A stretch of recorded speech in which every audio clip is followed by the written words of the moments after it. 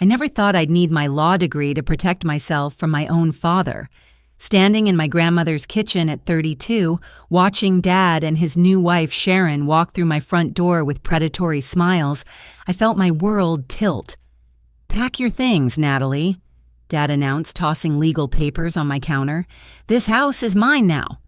Sharon's crimson lips curved into a satisfied smirk as she ran her manicured fingers along my grandmother's antique china cabinet. "Time to move out, sweetheart." The morning had started peacefully with coffee in Grandma Rose's favorite mug, the one with hand-painted violets that she'd bought at a craft fair 40 years ago. I'd been living in her Victorian home for 3 years since she passed, maintaining her garden and preserving her memory in every carefully tended corner. The house stood on Maple Street, its wraparound porch and gingerbread trim making it a neighborhood landmark that people photographed during their evening walks.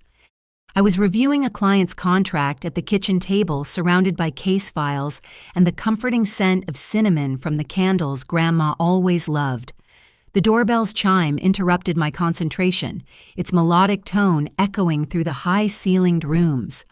Through the peephole, I saw Dad standing there with Sharon, both dressed like they were attending a business meeting rather than visiting family. My father wore a charcoal suit I'd never seen before, his silver hair slicked back with too much product. Sharon stood beside him in a navy blazer and pencil skirt, her blonde hair pulled into a severe bun that made her face look sharper than usual. Their formal attire should have warned me something was wrong, but I'd grown accustomed to Dad's theatrical tendencies. "Natalie," Dad said, as I opened the door, his voice carrying that false warmth he used when he wanted something. He pushed past me without invitation, Sharon following with her designer heels, clicking against the original hardwood floors. They surveyed my home like buyers at an open house, Sharon's green eyes calculating the value of every antique, every carefully preserved detail. "We need to talk," Dad announced, setting his leather briefcase on the dining table with unnecessary force. The sound startled Whisker's grandma's ancient tabby cat, who'd been sunning himself on the windowsill. Dad pulled out a manila folder, extracting documents with the precision of someone who'd rehearsed this moment. "I've discovered something important," he said, spreading papers across the polished mahogany. "Found these in Mother's safety deposit box at First National Bank. Seems there was another will one that reflects her true wishes. According to these documents, the house belonged to him as her only surviving child. The papers looked official, complete with raised seals and multiple signatures. Sharon leaned over his shoulder, pointing out specific clauses with a manicured nail, her perfume overwhelming in the close space. Your grandmother clearly states here that the property should pass to her son. Sharon said, her voice syrupy with false sympathy. She must have been confused when she made that other document, leaving it to you. Poor thing was quite ill toward the end. I picked up the papers, my hand steady despite the anger building in my chest. The formatting looked professional, the language properly legal, but something felt wrong about the paper quality, slightly too bright, too new for a document supposedly created years ago. "This is dated just 2 months before she died," I said, keeping my voice level. "I was caring for her daily then. She never mentioned changing her will." Dad's expression shifted to practiced sorrow. "She probably didn't want to hurt your feelings. You know how she was always trying to protect everyone's emotions. But blood is blood, Natalie. The house should stay with direct descendants." Sharon had already moved into the living room, running her fingers along the crown molding, mentally calculating renovation costs. "We've already consulted with contractors," she called out. "This wallpaper will have to go, of course. And that library your grandmother kept perfect size for a home theater." The casual cruelty of her words hit me like a physical blow. Grandma's library, where she'd taught me to read, where we'd spent countless evenings lost in stories together, reduced to entertainment space, for a woman who'd known her for less than 2 years. "The greenhouse will make a lovely spa room." Sharon continued photographing the French doors that led to the garden. "All those old plants taking up valuable square footage. We're thinking Japanese soaking tub, maybe a sauna." My grandmother's greenhouse, where she'd cultivated rare orchids and taught me about patience and growth, where her heritage tomatoes still grew from seeds passed down through generations. I watched Sharon document my home like a conquest, each photo another violation of sacred space. Dad pulled out more papers, sliding them across the table with practiced efficiency. We've already spoken with our attorney. Everything's in order. We're prepared to give you 30 days to relocate, which is more than generous considering the circumstances. The papers included formal eviction notices, all properly formatted and filed. They'd been planning this ambush for weeks, maybe months. Every visit Sharon had made, every seemingly casual question about the house's history, had been reconnaissance for this moment. You can't be serious. I said, though, the evidence of their seriousness lay spread across my grandmother's table like battle plans. It's already done.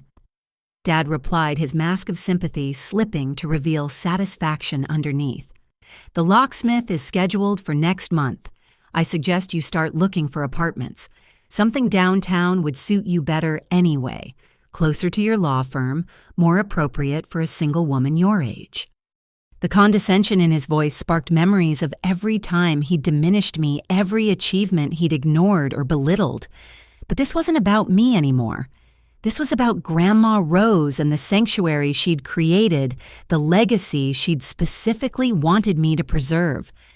Sharon returned from her tour, her phone full of images and measurements. My daughter, Madison, needs a place to stay after her divorce, and my son, Brian, could use the garage apartment while he gets back on his feet. Family helps family, after all. The irony of her words wasn't lost on me. Here they were trying to steal my family home while preaching about family values. But something else caught my attention as I examined their documents more carefully. The notary seal looked slightly off-center, and the date stamp had the kind of crisp clarity that suggested modern printing, rather than the slight smudging of actual ink stamps. More telling was the paperclip holding everything together. It was bright silver, untarnished. Grandma had been particular about her office supplies, always using the brass clips she'd inherited from her own mother.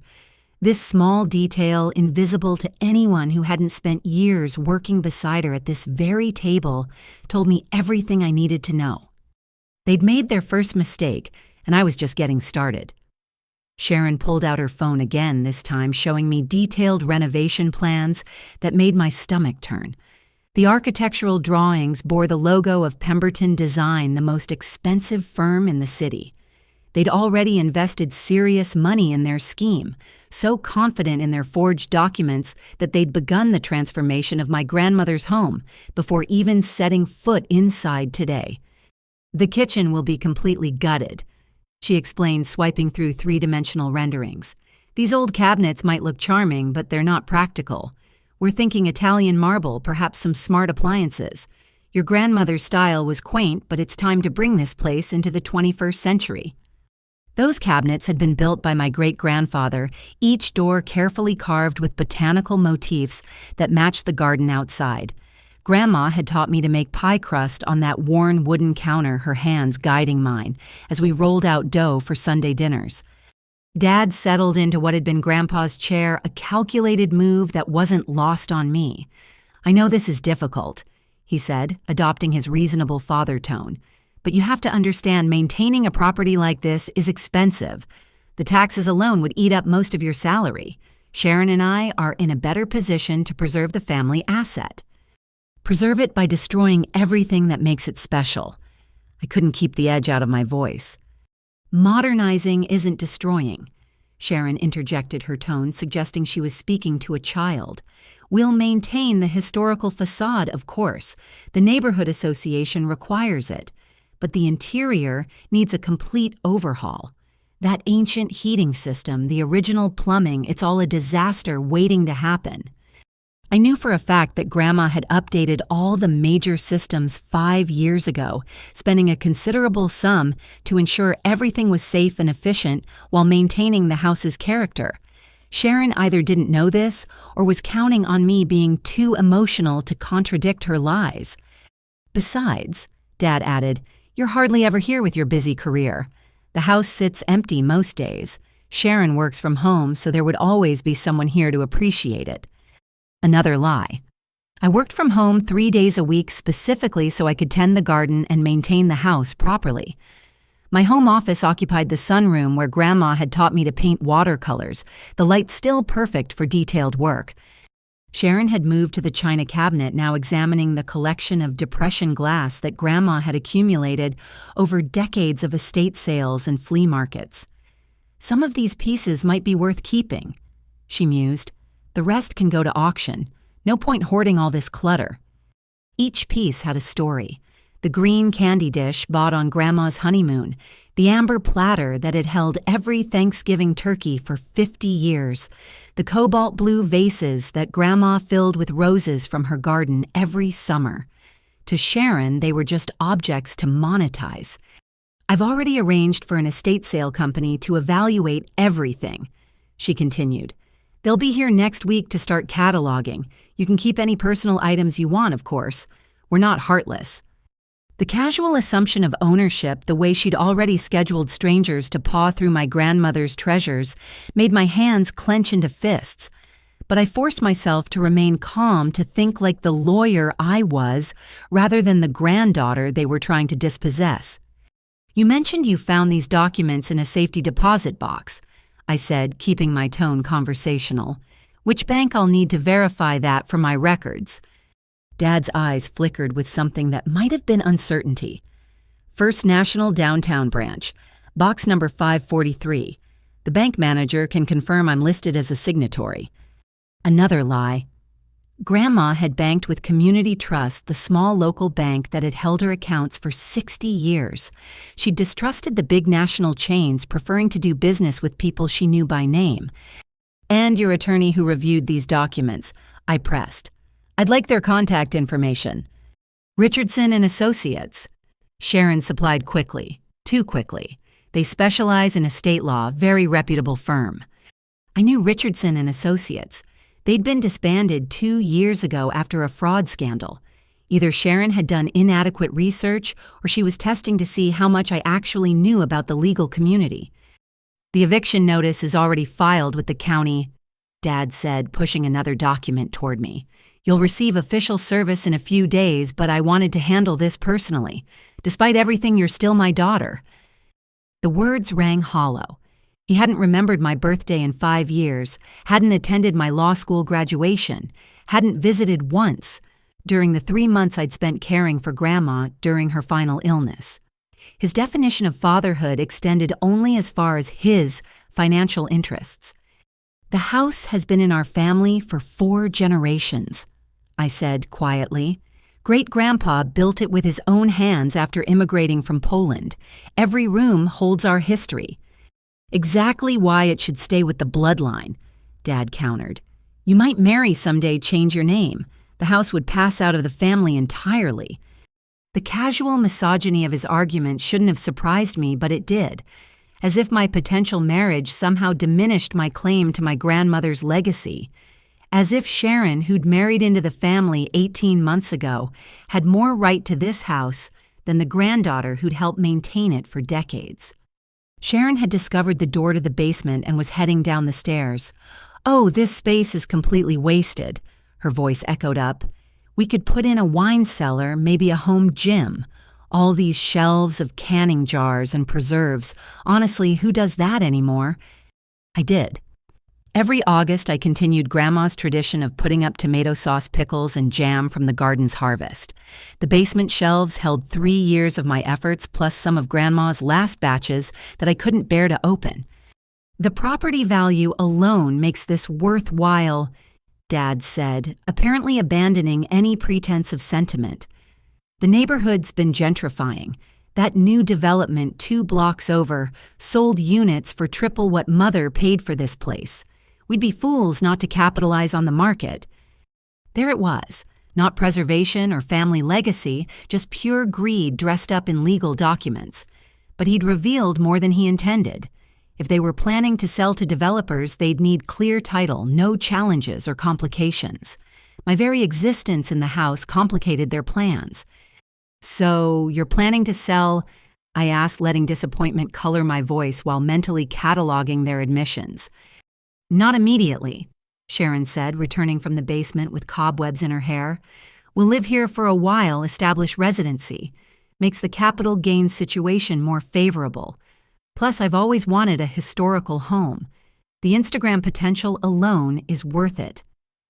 She pulled out her phone again this time, showing me her social media accounts. Thousands of followers watching her curated life, every moment staged for maximum impact. I could see the future she envisioned my grandmother's home reduced to a backdrop for sponsored content and lifestyle blogging. We'll need you out by the 15th of next month, Dad said, checking his phone calendar. That gives you 5 weeks total, more than fair considering we could demand immediate vacation of the premises. Based on documents you conveniently just discovered, I kept my voice mild, but inside I was building my case. Based on your grandmother's actual wishes, he replied firmly. Whatever document you have was clearly produced under duress when she wasn't thinking clearly. No court would uphold it against her real will. The irony was staggering. Grandma's mind had been sharp until her final days, something her doctors had marveled at. If anyone was operating under false pretenses, it was the man sitting in front of me with his forged papers and rehearsed lies. Sharon had wandered into the pantry, emerging with one of Grandma's recipe boxes. Oh, these might be worth something. Vintage recipes are very trendy right now. I could do a whole series on retro cooking.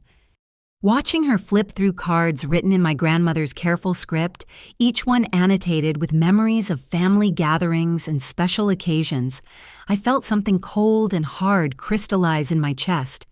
They weren't just stealing a house, they were planning to dismember a life, parceling out memories for profit and social media engagement. I'll need time to review all this with my own attorney, I said, gathering the documents they'd spread across the table. Of course, Dad agreed too readily. But don't drag this out, Natalie. The law is clear, and fighting it will only cost you money you don't have. Accept the situation gracefully, and we might be able to help with your moving expenses. The condescension dripped from every word. He assumed I was still the scared little girl who'd believed his promises about weekend visits that never materialized, who'd waited by windows for a father who always had somewhere more important to be. But I wasn't that girl anymore. I was a lawyer who'd graduated summa cum laude, who'd won cases against opponents with far more experience, who'd learned from the best teacher of all, a grandmother who'd fought for everything she'd built. As they prepared to leave, Sharon paused at the door. Oh, I almost forgot. We'll need all the keys, including any spares. And the alarm code, garage door opener, all of that. Make a list, would you? She spoke as if I were already a former tenant, someone whose access to my own home was a temporary courtesy rather than a right. Dad nodded approvingly, adding, and start forwarding your mail. We don't want any confusion once the transition happens. They left in a cloud of satisfaction, so certain of their victory that they didn't notice the security camera hidden in the porch light, or the way Mrs. Henderson next door had watched their entire arrival from behind her lace curtains. I stood in my violated home, surrounded by the echoes of their greed, and felt Grandma Rose's strength flowing through me. They'd made their second mistake, they'd underestimated me. The real battle was just beginning. My hands trembled slightly as I spread their documents across the dining table, this time examining each page with the trained eye of an estate attorney rather than a shocked granddaughter. The afternoon light slanted through the lace curtains, illuminating details that Dad and Sharon's confidence had made them careless about concealing. The paper quality was the first tell. I held a sheet up to the light, noting the watermark. Modern paper manufactured no earlier than last year based on the mill's mark. Grandma had been gone for 3 years. Unless she'd developed time travel in her final months, this will was fabricated recently. I photographed each page with my phone, creating my own digital record before they could claim I'd tampered with anything. The formatting contained subtle anachronisms, too. The font was Times New Roman, but Grandma's attorney, Mr. Harrison, had always used Garamond for official documents. A small detail, but lawyers were creatures of habit. The signature line troubled me most. It resembled Grandma's handwriting but lacked the slight tremor that had developed in her final years. Whoever had forged this had practiced on older samples, not realizing her penmanship had evolved with age and arthritis. My laptop was already open on the table, and I began researching Richardson and Associates. As I'd suspected, the firm had dissolved in disgrace 24 months ago. The managing partner was currently serving time for fraud. If Sharon had actually consulted them, it would have been through prison glass. Next, I pulled up the county recorder's website. The eviction notice Dad claimed to have filed should appear in the system within hours of submission. I searched every variation of our names and address. Nothing. Another lie, though, probably one they intended to make true soon enough. The doorbell interrupted my investigation. Through the peephole, I saw Mrs. Henderson, my grandmother's best friend and our neighbor for 40 years. She held a casserole dish, the universal suburban symbol of concern and support. "I saw your father's car," she said without preamble when I opened the door. "That woman with him, she was here last week too. Walked around your backyard taking pictures while you were at work." My blood chilled. "You're certain?" Tuesday afternoon around 2 o'clock. I was deadheading my roses and saw her clear as day. She had a measuring tape and one of those laser distance things. Spent 20 minutes in your grandmother's greenhouse. Mrs. Henderson had been a paralegal before retiring. She understood the significance of documentation. "I took photos," she added, pulling out her phone. "Seemed odd someone measuring your property without you home." The images showed Sharon clearly dressed in workout clothes, rather than business attire, methodically documenting my garden. In one photo, she was on her phone, and the zoom revealed she was texting measurements to someone. "There's more," Mrs. Henderson said, settling into the kitchen chair with practiced ease. "Your father's been asking questions around the neighborhood. Wanted to know about property values, recent sales, whether anyone had complaints about the house's condition." She'd brought more than casserole and surveillance photos. From her tote bag, she produced a folder of her own documentation. I started keeping track after he approached me last month. Dates, times, what he asked. Call me paranoid, but Rose always said he'd try something like this. The folder contained meticulous notes in Mrs. Henderson's precise handwriting. Dad had been building his case for weeks, interviewing neighbors under the guise of family concern. He'd even contacted the Historical Society, inquiring about removing the house's protected status to allow for modern renovations. "Did Grandma ever mention anything about another will?" I asked, though I already knew the answer. Mrs. Henderson snorted a decidedly unladylike sound that would have made Grandma laugh. Rose was crystal clear about her wishes. She told everyone at the garden club that this house was yours. Made quite a speech about it at her last meeting, talking about legacy and the importance of women owning property. She pulled out her phone again, scrolling through videos. Actually, Margaret Chen recorded it. Rose was presenting her heritage tomato seedlings to the club, and she got emotional about passing things down to the right hands. The video showed my grandmother, frail but fierce, standing before her garden club peers. Her voice carried clearly. "This house will belong to my granddaughter, Natalie, just as these seeds will belong to all of you. Some things are meant to be inherited by those who'll tend them properly, not those who'd sell them for profit." The date stamp showed this was 6 weeks before her death, 2 weeks after Dad's supposed will was allegedly created. If his document was real, why would she publicly contradict it? "There's something else," Mrs. Henderson said, her voice dropping. "Your father approached my nephew, the one who works in construction, wanted to know about permits for demolishing historical structures, how to work around preservation restrictions. This was 2 months ago, Natalie. He's been planning this for a while." I felt the pieces clicking together. The timeline made sense now. Dad had started laying groundwork months ago, assuming I'd be an easy mark once he produced official-looking papers. He'd underestimated both me and the community that had watched me grow up in this house. "Would you be willing to provide a statement?" I asked, already knowing the answer. "I've already written one," she replied, producing another document. "Notarized and everything. Margaret Chen has one too, and Dorothy Williams from the Historical Society. Your grandmother was beloved Natalie. We won't let him steal her legacy." After Mrs. Henderson left, promising to rally more neighbors, I returned to my investigation. The forged will contained other inconsistencies. It referenced account numbers that didn't match any of Grandma's actual financial records. It mentioned pieces of jewelry she'd sold years before to pay for Grandpa's cancer treatment. Most damning, it included a bequest to Dad's first wife, my mother, who'd been dead for 15 years. Whoever had crafted this document hadn't done thorough research into our family history. They'd created a generic will that might fool a casual observer, but would never survive legal scrutiny. I called Mr. Harrison's office, getting his longtime secretary, Patricia. "Natalie, honey, he's been expecting your call. He's in court until 4, but he said to tell you everything's secure in the vault. Every single document, video statement, and codicil your grandmother ever signed." There are video statements. This was news to me.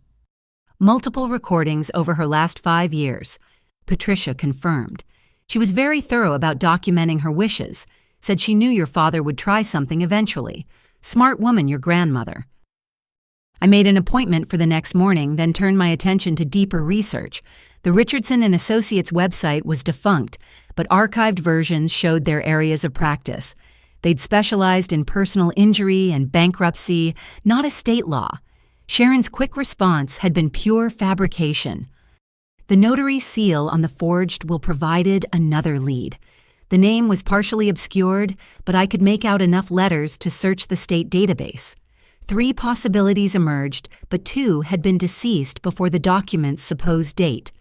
The third, Robert Kingsley, had been convicted of document fraud 8 months ago. I cross-referenced Kingsley's case files publicly available through the court system. His client list read like a who's who of elder abuse attempts. 5 cases involving forged wills, 3 fraudulent property transfers, and 2 guardianship scams. Dad and Sharon had chosen their co-conspirator from the worst possible source. My phone rang the display showing my law firm's main number. My secretary's voice carried barely contained excitement. "Natalie, you'll never guess who just called asking about your schedule. Someone named Sharon wanting to know if you'd be in the office tomorrow. Said it was about a family matter." "What did you tell her?" "Just that I'd have to check with you first. But here's the interesting part. She was really pressing about whether you handle estate disputes. Seemed particularly interested in whether you'd ever challenged a will before." They were trying to gauge my capabilities, probably hoping I was too specialized in other areas to fight back effectively. They had no idea that estate law, particularly elder protection, had become my specialty after watching Grandma navigate the legal system to protect her assets from Dad's previous schemes. I pulled out the business card for Detective Morrison, who'd investigated a similar case I'd handled last year. She answered on the second ring, her voice warming when I identified myself. "Another elder abuse situation?" she asked, cutting straight to the point. "My own this time," I admitted, outlining the day's events. "Forged will with a convicted notary's seal. That's bold and stupid. Email me everything you've got. If they used Kingsley's seal, there's an active investigation that might connect." As we spoke, I heard a car door slam outside. Through the window, I saw Sharon back at my curb, this time with someone else. A man in contractor's clothing emerged from a pickup truck, and they stood on my sidewalk, pointing at the house's exterior. "I need to go," I told Detective Morrison. "They're back." "Document everything," she advised. "And Natalie, don't let them inside again without a warrant." I grabbed my phone, activating the video record function as I stepped onto the porch. Sharon, startled, clearly not expecting me to be home. "Oh, Natalie," she said, recovering quickly. "I was just showing Tom here the house. He'll be handling the renovations, and I wanted him to get a sense of the scope."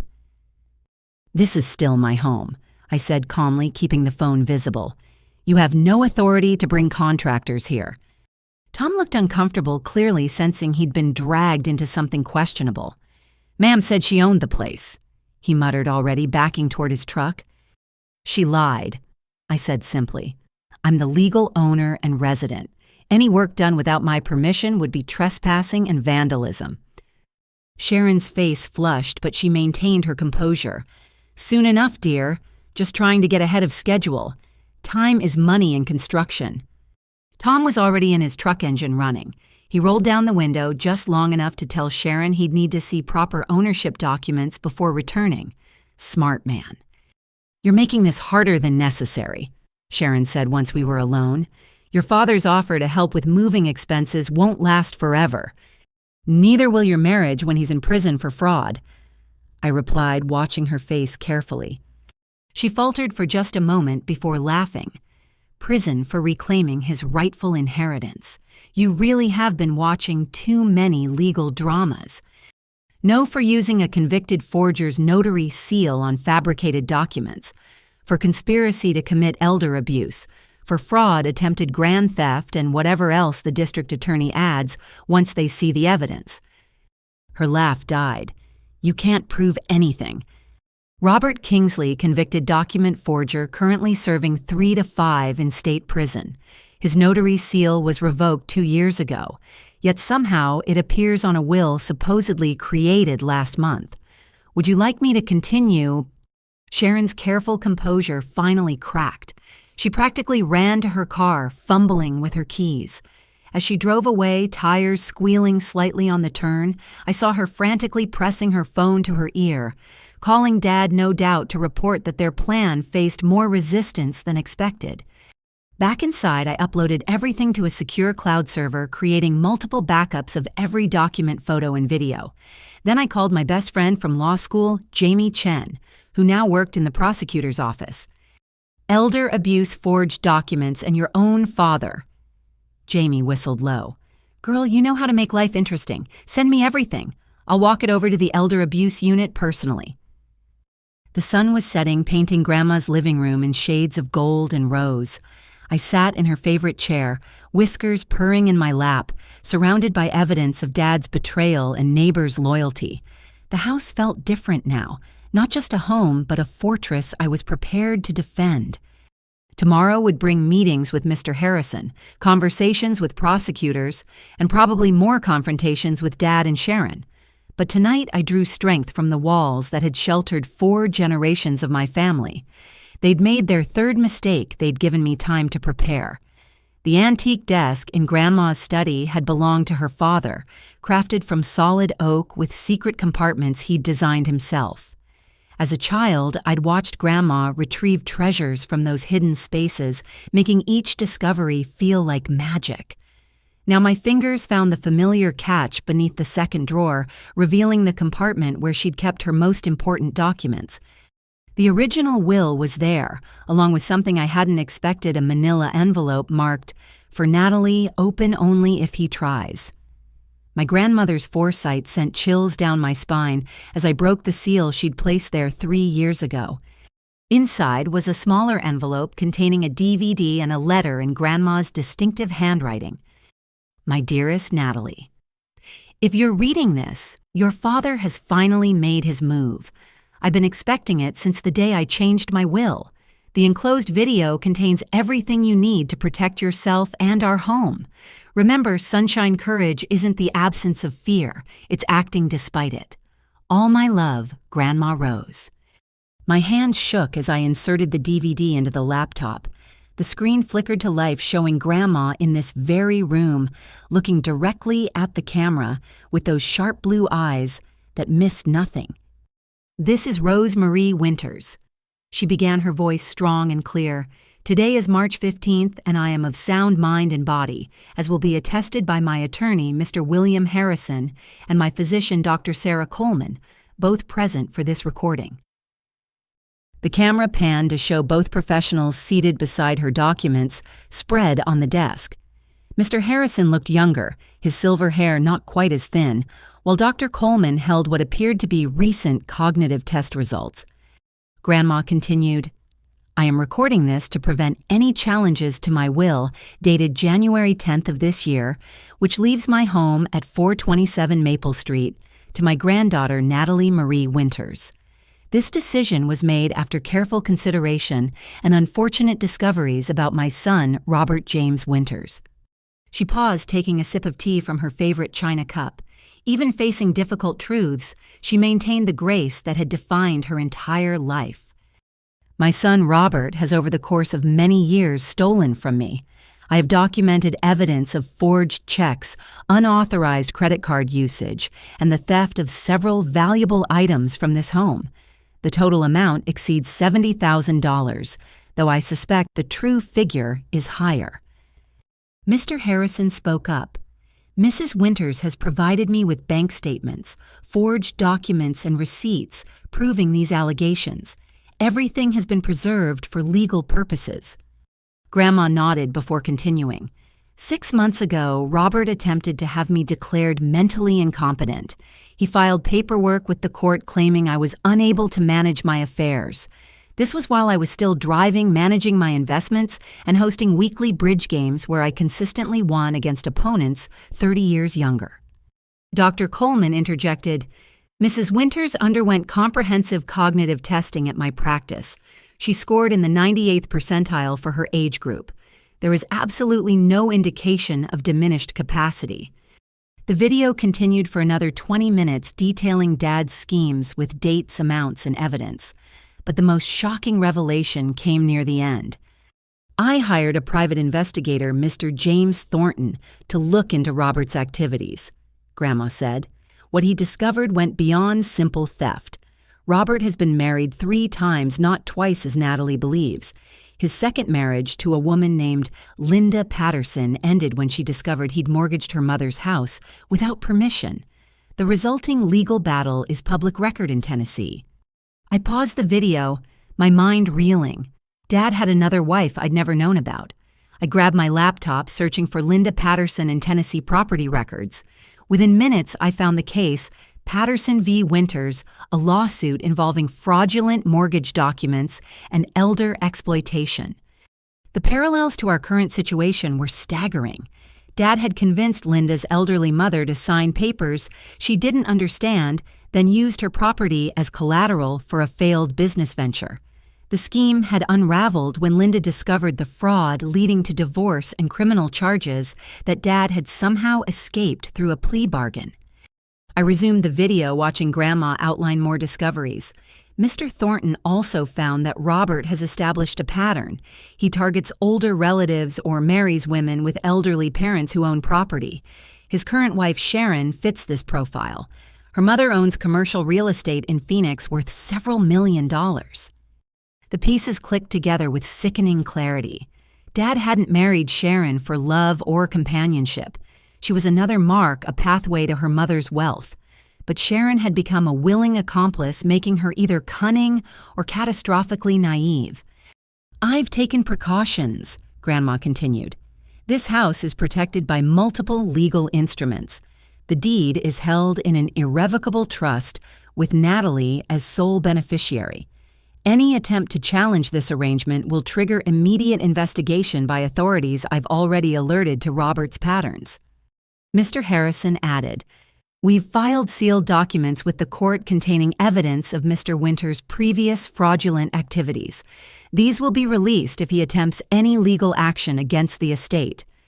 The video concluded with Grandma looking directly at the camera, speaking as if she knew I'd be watching someday. Natalie, honey, I'm sorry you have to deal with this. I tried to shield you from your father's true nature perhaps longer than I should have. But you're strong, stronger than you know. This house isn't just property, it's your heritage. Protect it not just for yourself, but for the daughters who'll come after you. And remember, I love you beyond words, beyond time, beyond life itself. The screen went dark, leaving me sitting in silence, broken only by Whisker's purring and the grandfather clock's steady ticking. I wiped tears from my cheeks, overwhelmed by my grandmother's love and foresight. She'd known this day would come and had prepared for it like a general planning a battle. I returned to the hidden compartment, finding more treasures. Bank statements highlighted with Dad's forgeries. Photos of items he'd stolen, each carefully labeled with dates and values. Copies of the fraudulent mortgage documents from Tennessee. A business card for James Thornton, the private investigator. Most interesting was a folder labeled Sharon McKnight Background. Grandma had investigated Dad's new wife, too. Sharon's history revealed a pattern of failed businesses, bankruptcy filings, and lawsuits from former partners. She'd been married twice before both relationships ending when her financial schemes were discovered. One document made my blood run cold. It was a life insurance application Dad had submitted on Grandma 2 years before her death, listing himself as beneficiary. The policy was for $2 million. Grandma had discovered it and immediately contacted the insurance company, voiding the application and reporting the attempted fraud. My phone buzzed with a text from an unknown number. "This is Linda Patterson. James Thornton gave me your contact. I heard Robert is trying the same thing with you. Call me. You need to know everything." I dialed immediately. Linda's voice carried the weight of hard-won experience. "Your grandmother reached out to me 3 years ago," she said without preamble, "wanted to understand Robert's methods. I told her everything, including details I couldn't prove in court." "Like what?" "He drugs them," Linda said bluntly. "My mother started having confused episodes after Robert began bringing her special tea. Had it tested later, found traces of benzodiazepine, just enough to make her compliant, not enough to trigger obvious symptoms." My stomach turned. I thought of all the times Dad had visited Grandma, always offering to make her tea. She'd consistently refused, preferring to make her own. Had she suspected even then? "He records conversations too," Linda continued. "Edits them to make it sound like the victim is agreeing to things they never said. He tried to use recordings of my mother in court, but our lawyer proved they'd been manipulated." "Why didn't he go to prison?" "Good lawyer, sympathetic judge, and I was too exhausted to push for the maximum. I just wanted him gone. Your grandmother was smarter. She built a case file that would destroy him if he ever tried again. Guess he thought enough time had passed, or maybe he's getting desperate." We talked for another hour. Linda emailed me court documents, evidence files, and contact information for others Dad had targeted. The pattern was consistent: charm elderly relatives or in-laws, gain their trust, steal their assets, then disappear when discovered. "One more thing," Linda said before hanging up. "Check Sharon's mother. If Robert's running true to form, he's already started working on her. These people don't change, they just find new victims." After the call, I searched for information on Sharon's mother, Eleanor McKnight. She owned a chain of senior living facilities in Phoenix, a self-made millionaire who'd built her empire from nothing. Recent news articles mentioned she'd been considering selling the business due to health concerns. A horrible thought struck me. I called Detective Morrison, who answered despite the late hour. "I need you to do a welfare check," I said, urgently explaining my suspicions. "On it," she replied. "I'll contact Phoenix PD tonight. If your father's targeting another elderly victim, we need to move fast." I spent the next 2 hours organizing everything into a comprehensive file.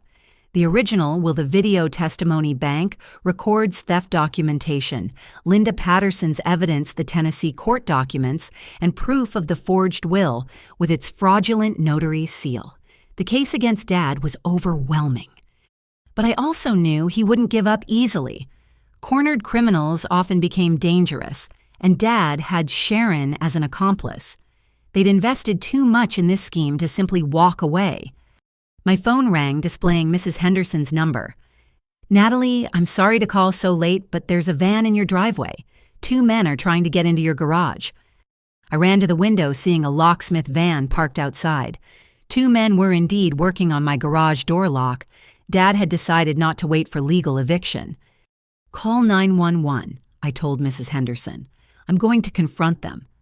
"Already calling on my other phone," she replied. "Be careful, dear." I grabbed my phone, activating the record function again, and stepped outside. The men looked up as my motion sensor lights flooded the driveway with brightness. "Can I help you?" I called out, staying on my porch for safety. "Got a work order to change these locks," one replied, looking uncomfortable. "Owner called, said it was an emergency." "I'm the owner," I said firmly, "and I didn't call anyone. You're attempting breaking and entering. The police are on their way." The locksmiths exchanged glances. The older one pulled out his phone, presumably calling whoever had hired them. I could hear him saying, "Lady here says she's the owner." No, I'm not doing it without proper documentation. I don't care what you're paying. They were packing up their van when the police arrived. Officer Chen took their information while Officer Martinez took my statement. The locksmiths had been hired by someone claiming to be Robert Winters, paid in cash, to do an emergency lock change.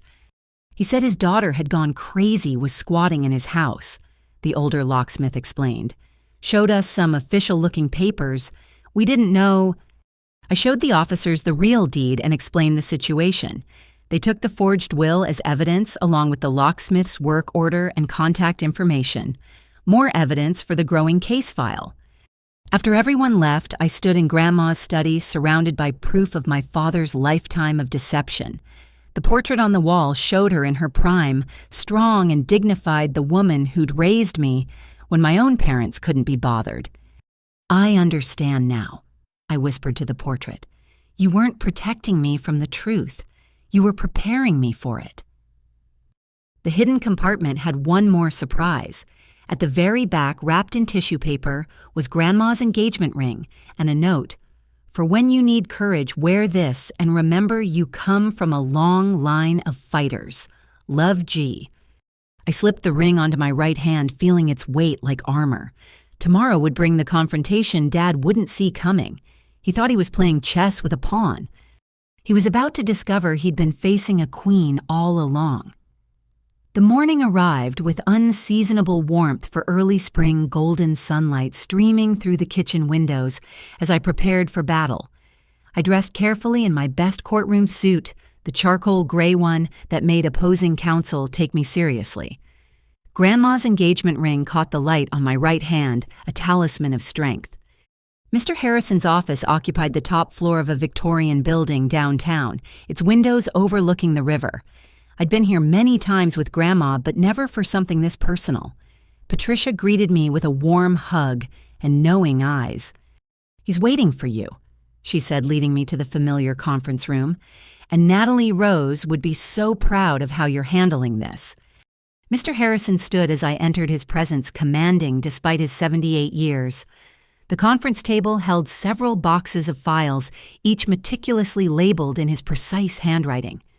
"I've been preparing for this day since your grandmother first voiced her concerns," he began without preamble. "Everything is here.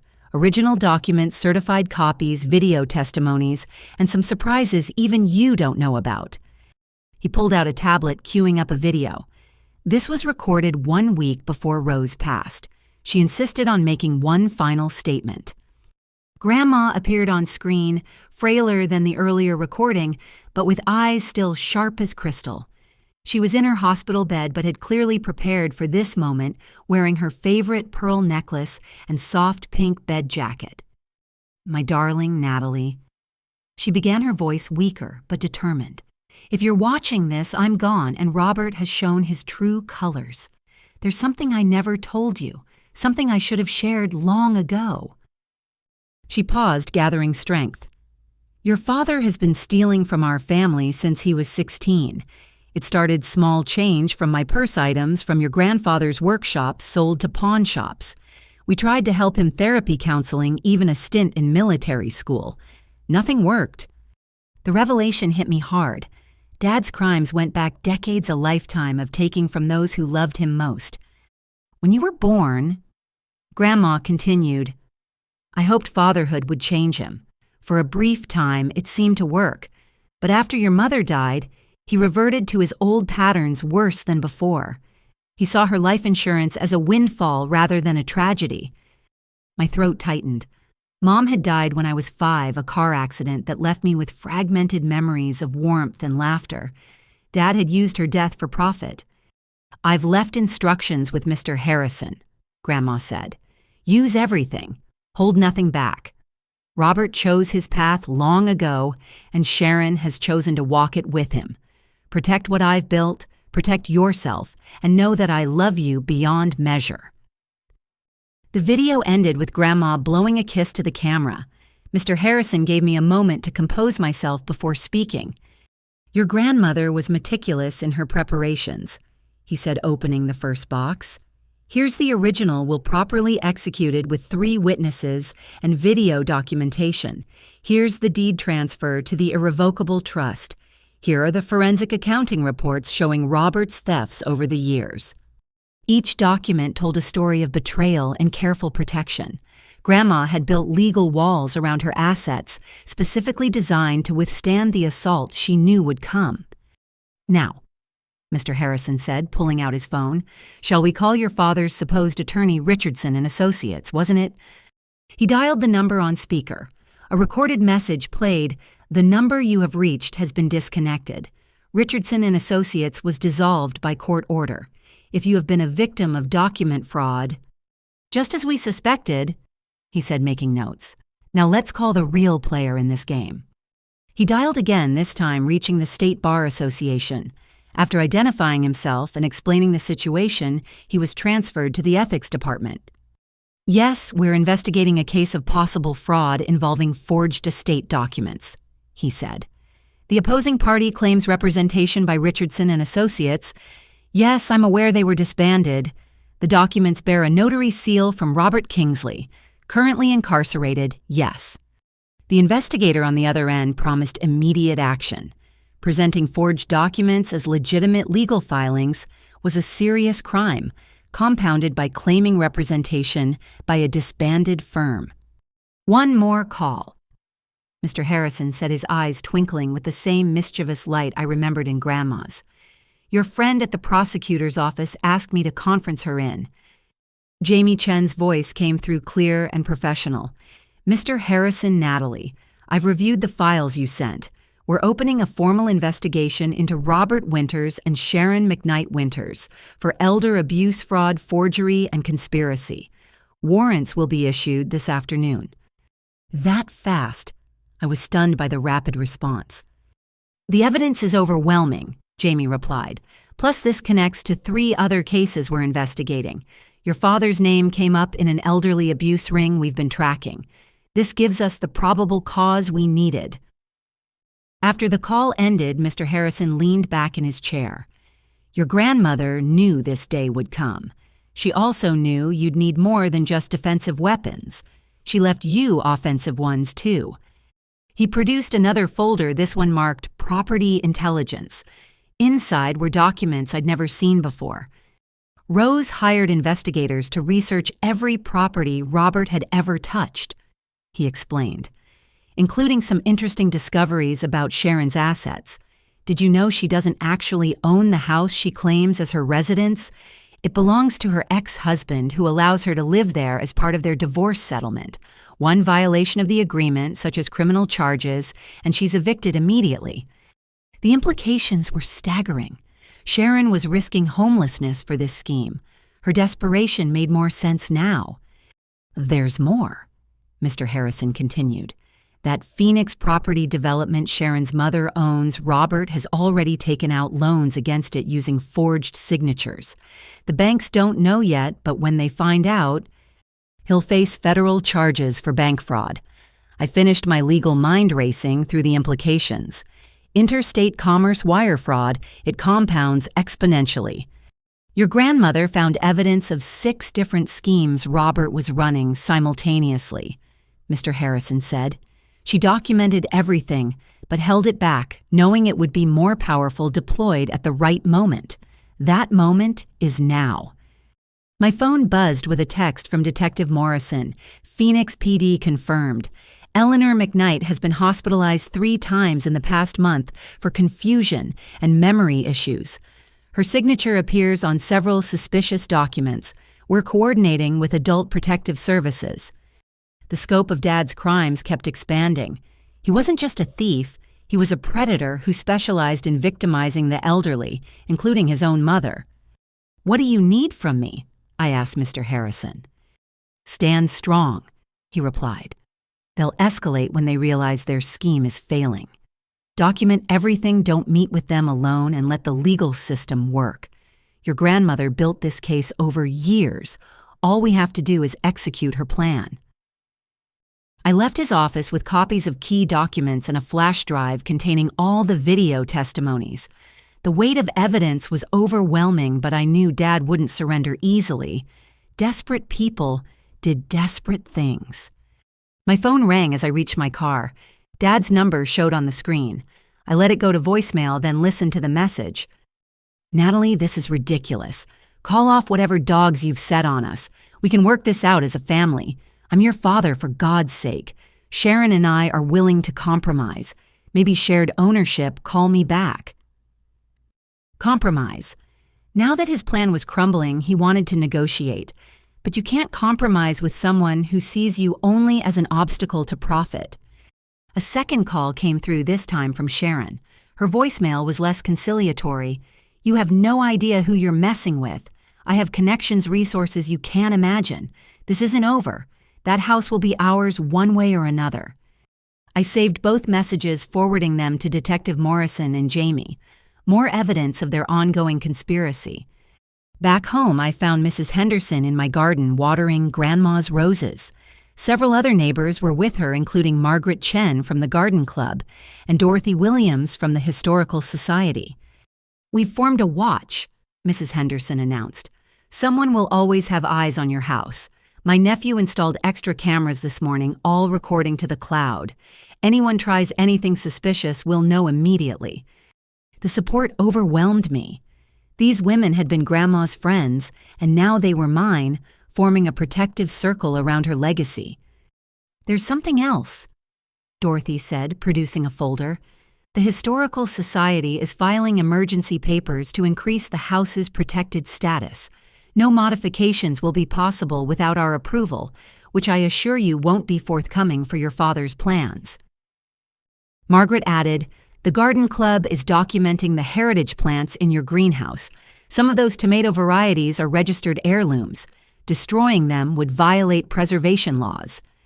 They'd found ways to add legal protections I hadn't even considered. Grandma's community was fighting back with their own weapons. My phone buzzed with an alert from the security system. A car had pulled into the driveway, one I didn't recognize. Through the window, I saw a man in an expensive suit approaching the door. "I'll handle this," I said, but Mrs. Henderson was already on her phone. "Police are 3 minutes out," she reported, "just in case." I opened the door before he could ring the bell. The man smiled, all teeth and false charm. "Ms. Winters, I'm Bradley Thornton from Thornton Real Estate Development. I understand this property may soon be available. I'd like to make a preemptive offer. Cash quick closing, well above market value." "The property isn't for sale," I said firmly. "Not yet," he agreed, still smiling. "But circumstances change. Your father suggested I speak with you directly. Perhaps we could come to an arrangement that benefits everyone." So Dad was already trying to sell my home before he even possessed it. The hubris was breathtaking. "Mr. Thornton, you're trespassing on private property to discuss a fraudulent real estate transaction," I said, keeping my voice level. "I'm an attorney specializing in elder abuse and real estate fraud. Would you like to continue this conversation, or would you prefer to leave before the police arrive?" His smile finally faltered. Behind him, a patrol car turned onto our street. "I think there's been a misunderstanding," he said, backing toward his car. "I was given incorrect information. My apologies for disturbing you." He left quickly, tires chirping slightly in his haste. Officer Chen pulled up moments later, taking my statement about the attempted transaction. Another piece of evidence showing Dad's conspiracy extended to third parties. As evening approached, I sat in Grandma's study reviewing everything that had happened. In one day, Dad's carefully constructed scheme had begun collapsing. But I knew this was far from over. Cornered criminals lashed out, and Dad had shown he was willing to go to extreme lengths. My phone rang, showing a number I didn't recognize. I answered cautiously. "Is this Natalie Winters?" The voice was elderly, female, and uncertain. "Yes, who's calling?" "This is Eleanor McKnight, Sharon's mother. I'm in the hospital in Phoenix. The doctors say I've been poisoned. They found something in my system, some kind of drug. The police are here, and they said you might be able to help me understand what's happening." My blood ran cold. Dad had actually poisoned Sharon's mother just as he'd apparently done to others. The depravity was beyond what even I had imagined. "Mrs. McKnight, I'm so sorry. Yes, I can help. Can you put one of the officers on the phone?" The next hour was spent coordinating with Phoenix authorities, sharing evidence and building connections between the cases. Eleanor McKnight was lucky. She'd survived what could have been a fatal scheme. Others might not have been so fortunate. As night fell, I walked through the house checking locks and alarms. The neighbor's watch was in effect porch lights on up and down the street in a show of solidarity. Grandma's house stood strong, protected by love, law, and community. But I knew tomorrow would bring new challenges. Dad and Sharon were still free, still desperate, and still dangerous. The real battle was just beginning. The next morning arrived with an unexpected cold snap frost glittering on Grandma's garden, like scattered diamonds. I'd barely slept, my mind racing through legal strategies and possible scenarios. At 6 a.m., my phone buzzed with a message from Jamie Chen. Warrants signed, arrests happening this morning. Stay home, stay safe. I made coffee in Grandma's kitchen using her routine as an anchor. Grind the beans, heat the water to exactly 195 degrees, pour slowly in circles. The familiar ritual calmed my nerves as I prepared for what promised to be a difficult day. By 7:30, I was dressed in another power suit, this one navy blue with subtle pinstripes. I retrieved my law license from the wall, polishing the frame until it gleamed. Something told me I'd need its symbolic weight today. The doorbell rang at exactly 8 o'clock. Through the peephole, I saw Dad and Sharon, but this time they weren't alone. A man I didn't recognize stood with them, tall and imposing in a black suit that screamed enforcer rather than attorney. I activated the security system's recording function and opened the door, keeping the chain engaged. "Can I help you?" Cut the act, Natalie, Dad snapped his mask of paternal concern, completely gone. "This is Marcus Webb, our security consultant. We're here to collect what's ours." Marcus Webb stepped forward, his presence meant to intimidate. "Ms. Winters, I specialize in property recovery. Your father has hired me to ensure a smooth transition. It would be best if you cooperated." Property recovery. I kept my voice steady despite my racing heart.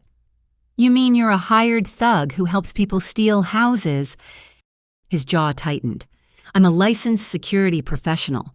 Now, are you going to open this door, or do we need to explore other options?" The threat was barely veiled, but I'd dealt with bullies in courtrooms. "Mr. Webb, are you aware that presenting fraudulent documents to claim property is a felony? That conspiracy to commit fraud carries mandatory prison time? That threatening a homeowner on their own property is criminal intimidation?" "We have legal documents," Sharon interjected, but her voice lacked yesterday's confidence. "Forged documents created with a convicted criminal's notary seal," I countered. "The police and FBI are already investigating. Your arrest warrants were signed this morning." That was a calculated gamble. Jamie had said arrests were happening, but hadn't specified when. The effect was immediate. Marcus Webb stepped back, his intimidating posture shifting to self-preservation. "You told me this was legitimate," he said to Dad, real anger in his voice. Dad tried to maintain control. "She's lying, trying to scare you off. I'm the rightful owner. The documents are real." I lifted my law license, holding it where they could see it clearly. "I'm Natalie Winters, attorney at law, specializing in estate litigation and elder abuse prosecution. Bar number 47916.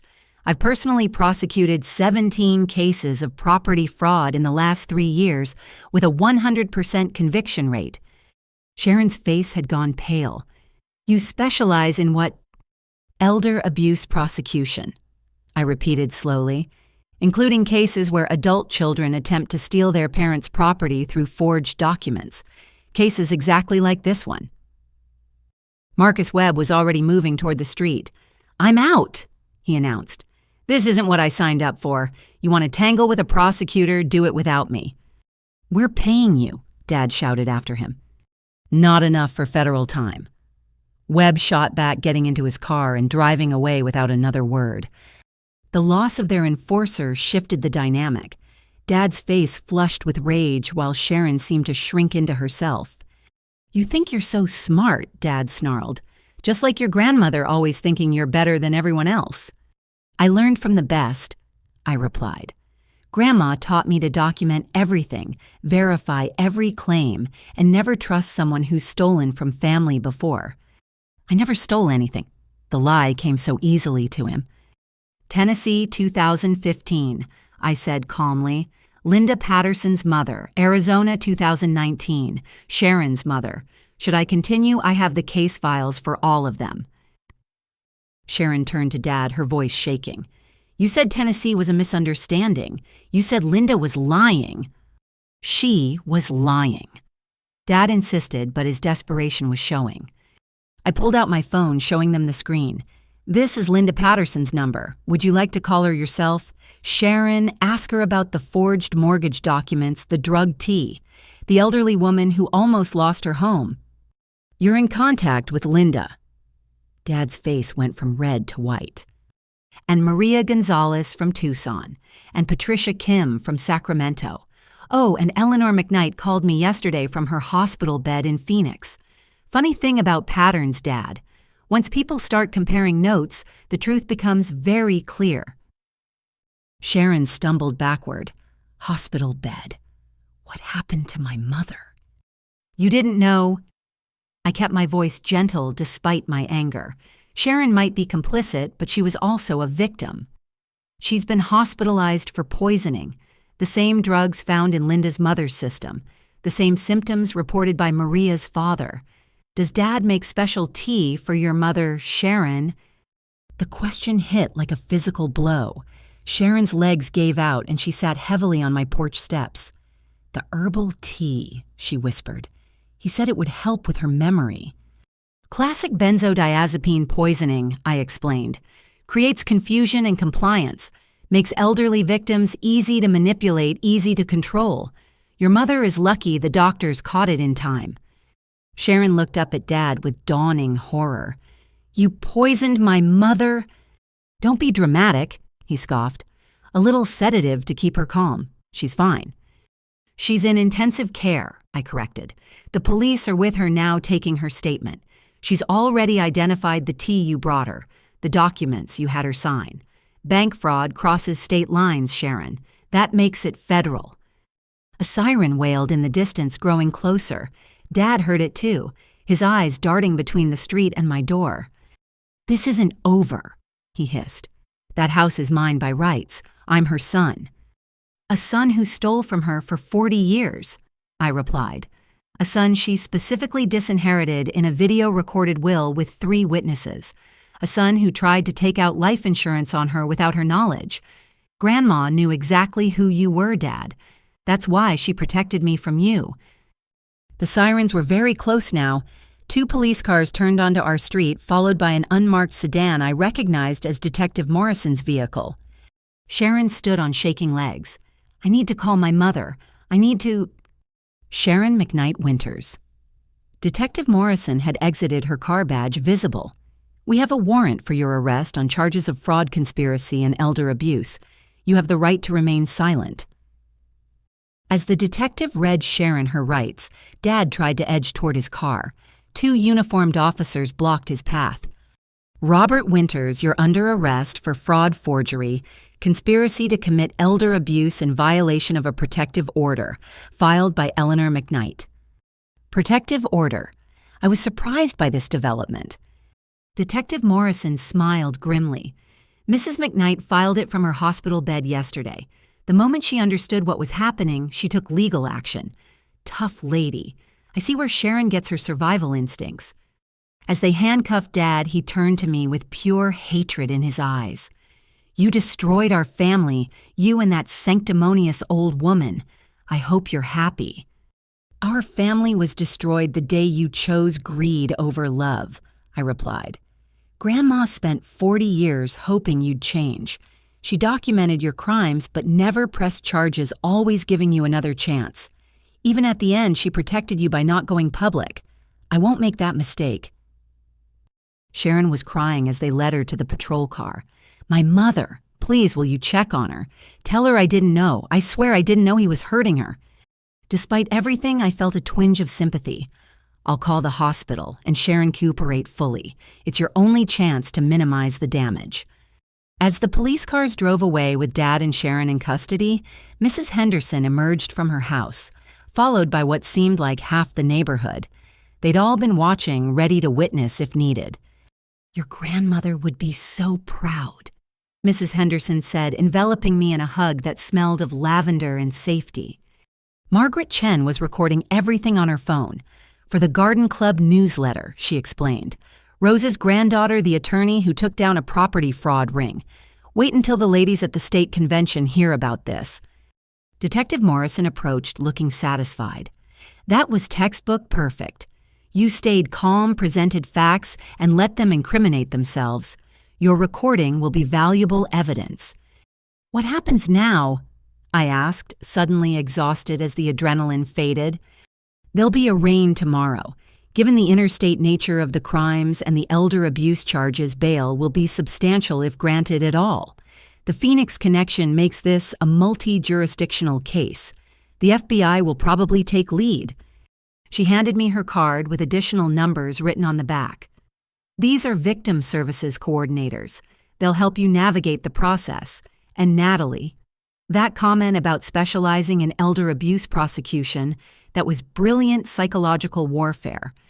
After everyone left, I stood in my entryway staring at my law license. I did specialize in contract law primarily, but I'd taken elder abuse cases pro bono after watching Grandma navigate the legal system. Now I understood why she'd encouraged that path. She'd been preparing me to fight this exact battle. I called Eleanor McKnight's hospital room. She answered on the second ring, sounding stronger than yesterday. "Natalie. The nice detective told me they arrested them. Is it true?"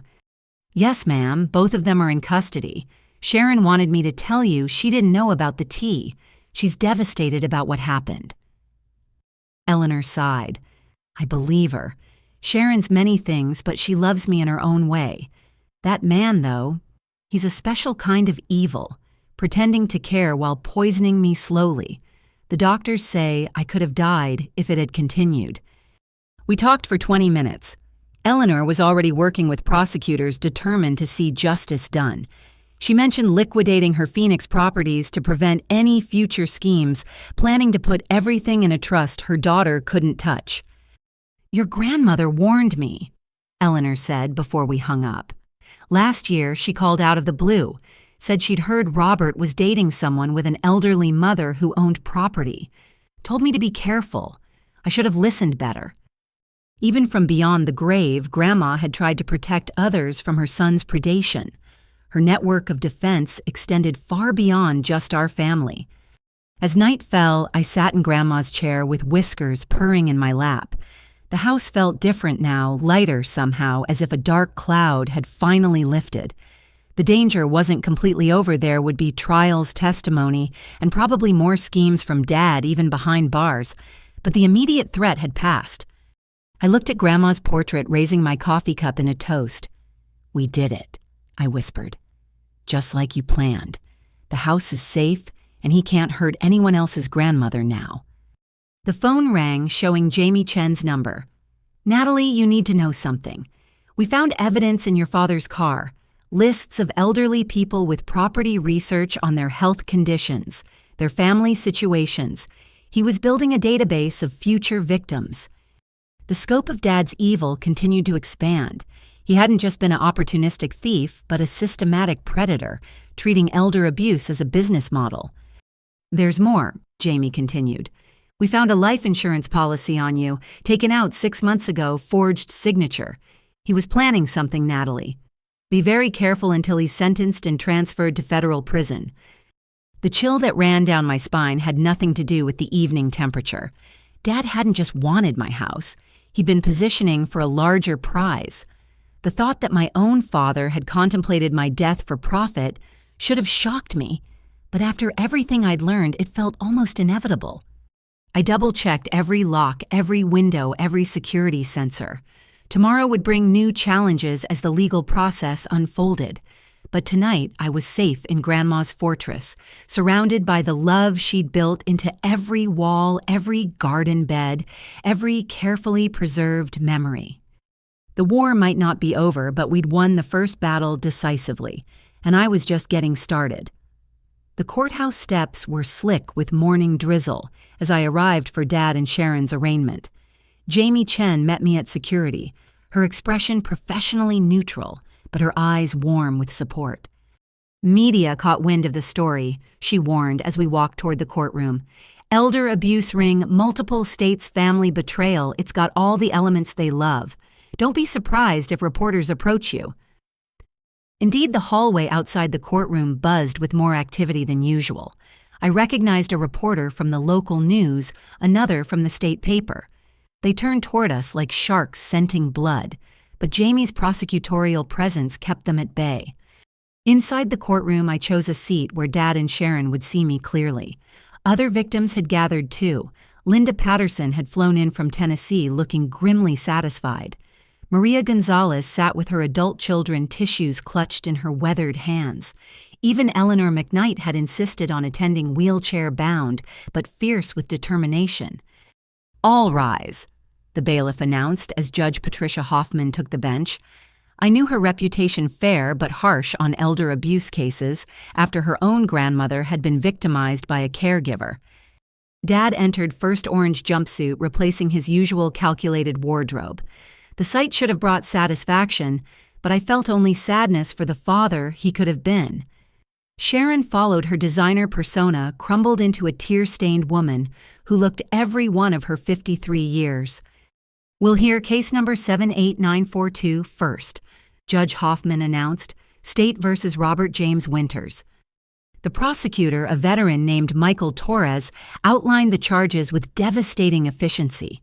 15 counts of fraud, 8 counts of forgery, 6 counts of elder abuse, 3 counts of attempted murder by poisoning. The last charge made the gallery gasp. "Your Honor," Torres continued, "evidence suggests Mr. Winters administered controlled substances to elderly victims with the intent to cause death after securing their assets.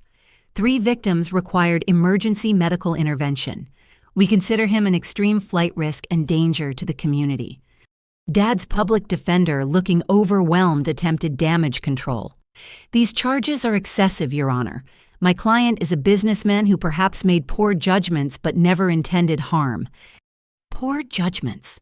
Judge Hoffman's voice could have frozen flame. Poisoning elderly women is poor judgment. As the lawyers argued, bail movement in the gallery caught my eye. Sharon had turned in her seat, scanning faces until she found her mother. The 2 women locked eyes across the courtroom, years of complicated history compressed into a single moment. Eleanor McKnight raised her hand slowly, deliberately, and pointed at Sharon, not with anger, but with profound disappointment. Sharon crumbled, sobbing audibly. "I'll hear from the defendant," Judge Hoffman announced, surprising everyone. Sharon stood on shaking legs. "I want to change my plea," she said, voice barely audible, "and I want to testify against him." The courtroom erupted. Dad lunged toward Sharon but was restrained by deputies. His public defender frantically requested a recess while Torres looked like Christmas had come early. "You stupid witch!" Dad screamed at Sharon. "I gave you everything, we were partners." "You used me to get to my mother," Sharon screamed back, finding her voice. "You never loved me. I was just another mark, another path to money." Judge Hoffman banged her gavel repeatedly. "Order deputies separate these defendants. Ms. McKnight Winters, you'll need proper counsel before any plea change. Mr. Winters, one more outburst and you'll be gagged." During the chaos, Linda Patterson leaned over to whisper, "This is exactly how it ended with him before. When cornered, he turns vicious. Watch yourself, Natalie." After order was restored, bail hearings proceeded. Sharon, now represented by a hastily summoned attorney, received bail set at $500,000. Her mother posted it immediately, the 2 women leaving together under Detective Morrison's watchful eye. Dad's hearing went differently. Torres presented evidence of the life insurance policies on me and 2 other elderly victims. He showed Dad's database of potential targets' financial records, revealing hidden assets in offshore accounts. "Your Honor," Torres concluded, "Mr. Winters has the means and motive to flee. He's also demonstrated willingness to kill for profit. We request remand without bail." Judge Hoffman agreed. Dad would remain in custody until trial scheduled for 3 months out. As deputies prepared to lead him away, he turned to stare at me with naked hatred. "This isn't over," he mouthed silently. After court, the victims and families gathered in a conference room. Torres and Detective Morrison updated us on the expanding investigation. "Sharon McKnight Winters has agreed to full cooperation," Morrison announced. "She's provided access to computers, phones, and a storage unit we didn't know existed. The evidence is staggering." Maria Gonzalez spoke up, her English accented but clear. "How many others? How many we don't know about?" "We're investigating 12 additional cases across 6 states," Torres replied. "Some going back 20 years. Mr. Winters was prolific." Linda Patterson laughed bitterly. 20 years of this. How many families destroyed? How much inheritance stolen?" "Which brings us to restitution," Torres continued. "We've frozen multiple accounts, traced property transfers, identified hidden assets. It won't make victims whole, but there's more recovery potential than typical fraud cases." Eleanor McKnight raised a shaky hand. "What about my daughter? She says she didn't know, but—" Morrison's voice gentled. "The evidence supports her claim of ignorance about the poisoning. She was complicit in the property fraud, but genuinely believed the schemes were legal. Her cooperation is invaluable. With a good lawyer and her testimony against Mr. Winters, she's looking at probation rather than prison." The meeting continued for another hour, survivors sharing stories and contact information. We were forming an unfortunate sisterhood bound by one man's greed. Outside the courthouse, reporters waited. I tried to pass without comment, but one persistent journalist blocked my path. "Ms. Winters, how does it feel to send your own father to prison?" The question stopped me cold. How did it feel? Relieved, vindicated, heartbroken. All of the above. "I didn't send him anywhere," I finally answered. "His choices led him here. My grandmother protected our family legacy from a man who saw love as weakness and family as opportunity. If that makes me cold, so be it. Your father claims you manipulated your grandmother. Any response?" My grandmother graduated college in 1952 when women were barely admitted. She built a business, raised a family, and accumulated wisdom over 93 years. Anyone who thinks she could be manipulated didn't know Rose Winters. I pushed past them toward my car, but another reporter shouted, "What about forgiveness? He's still your father." That stopped me again. I turned back, thinking of all the victims in that conference room. "Forgiveness without accountability enables abuse," I said clearly. "My father stole from the elderly for decades. He poisoned women for profit. He took out life insurance policies on victims, including me. Some things are unforgivable, and family doesn't exempt you from consequences." Back home, I found Sharon sitting on my porch steps, Eleanor beside her in a wheelchair. Both women looked exhausted. "We need to talk," Sharon said simply. I could have refused, called the police, exercised my legal rights. Instead, I opened my door and gestured them inside. We sat in the living room, 3 women connected by one man's crimes. Sharon spoke first words, tumbling out like a confession. "I met Robert at a financial planning seminar. I was broke after my second divorce, desperate to rebuild. He seemed so sophisticated, so caring. He asked about my mother within our first 3 dates, but I thought he was being thoughtful." She laughed bitterly. Every romantic gesture was calculated. The weekend trips were to research property values. The family dinners were to assess my mother's mental state. I gave him access to everything because I thought we were building a life together. "When did you suspect?" I asked. Little things at first. How he'd redirect conversations to inheritance pushed me to get power of attorney. But the real moment, when I found searches on his computer about benzodiazepine dosing in the elderly, I convinced myself he was researching for a relative. The truth was too horrible to accept. Eleanor reached for her daughter's hand. "We all see what we want to see. I liked Robert at first, too. Charming, attentive, always bringing those special teas. Even when I started feeling confused, I blamed my age rather than suspicion." "He's done this so many times," Sharon continued. The prosecutor showed me files, photos, victim statements. The exact same pattern with every woman he married or dated. I wasn't special. I was just the latest mark with an elderly relative who owned property. Her voice broke. I helped him forge your grandmother's will. He said it was just to scare you, make you negotiate. I knew it was wrong, but thought, God, I actually thought we were clever. I'm so sorry, Natalie. To you, to your grandmother's memory, to my mother. I'm so sorry. What do you say to someone who helped try to steal your home but was also victimized? I thought of Grandma. Her infinite capacity for seeing people clearly while still hoping for their better angels. Sharon, you'll face consequences for your choices, I said carefully. But you're also doing the right thing now. That matters. The prosecutor says if I testify truthfully, I'll get probation and community service, Sharon replied. I'll do whatever it takes to put Robert away. He can't hurt anyone else's mother. Eleanor spoke up, her voice stronger than her frail appearance suggested. I'm selling the Phoenix properties. Everything's going into a trust for Alzheimer's research. If Robert wanted my money so badly, it'll go somewhere he can never touch it. We talked for another hour, sharing information and building understanding. Sharon revealed more about Dad's methods, his research techniques, his ability to compartmentalize family from profit. By the time they left, we weren't friends, but we weren't enemies either. We were survivors. That evening, Detective Morrison called with updates. The storage unit was a gold mine. We found documents going back to his college years. He's been running elder abuse scams since he was 19. His own grandmother was his first victim. My blood chilled. Grandma's mother, great-grandma Sarah, had died when I was young. Family lore said she'd been confused in her final year's finances in disarray. Now I wondered if that confusion had been chemically induced. There's something else, Morrison continued. We found journals. Your father documented everything like trophies. Names, amounts stolen, methods used. He was proud of it, Natalie. Saw it as a business model he'd perfected. The sociopathy was complete.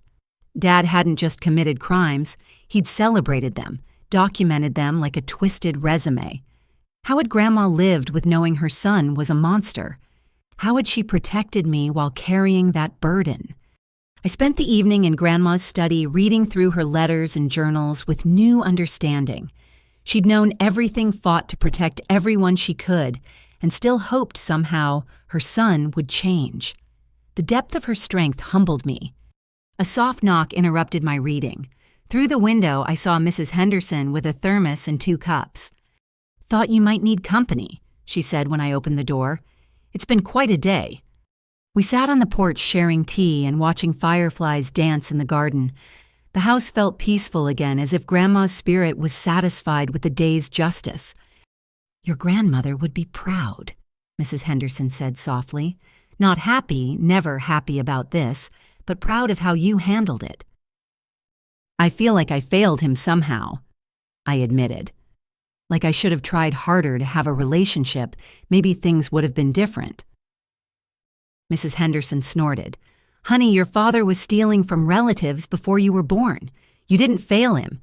He failed, you failed your grandmother, failed every basic standard of human decency. Some people are just broken, and it's not your job to fix them. Her words carried the wisdom of experience. We sat in comfortable silence, 2 women united by love for another woman whose legacy would outlive her son's crimes. As night deepened, I thought about tomorrow. The trial would be brutal, the media coverage invasive, the family secrets laid bare for public consumption. But Grandma's house stood strong around me, filled with love that no amount of greed could steal. Dad had unraveled, revealed as the predator he'd always been. His empire of deception was crumbling, taking him and his accomplices down with it. But from the ashes, something new was growing.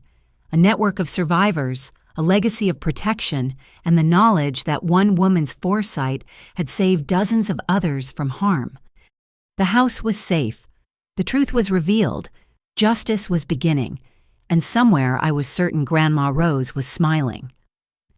3 weeks into the pre-trial discovery phase, I sat in the prosecutor's office surrounded by bankers' boxes filled with evidence.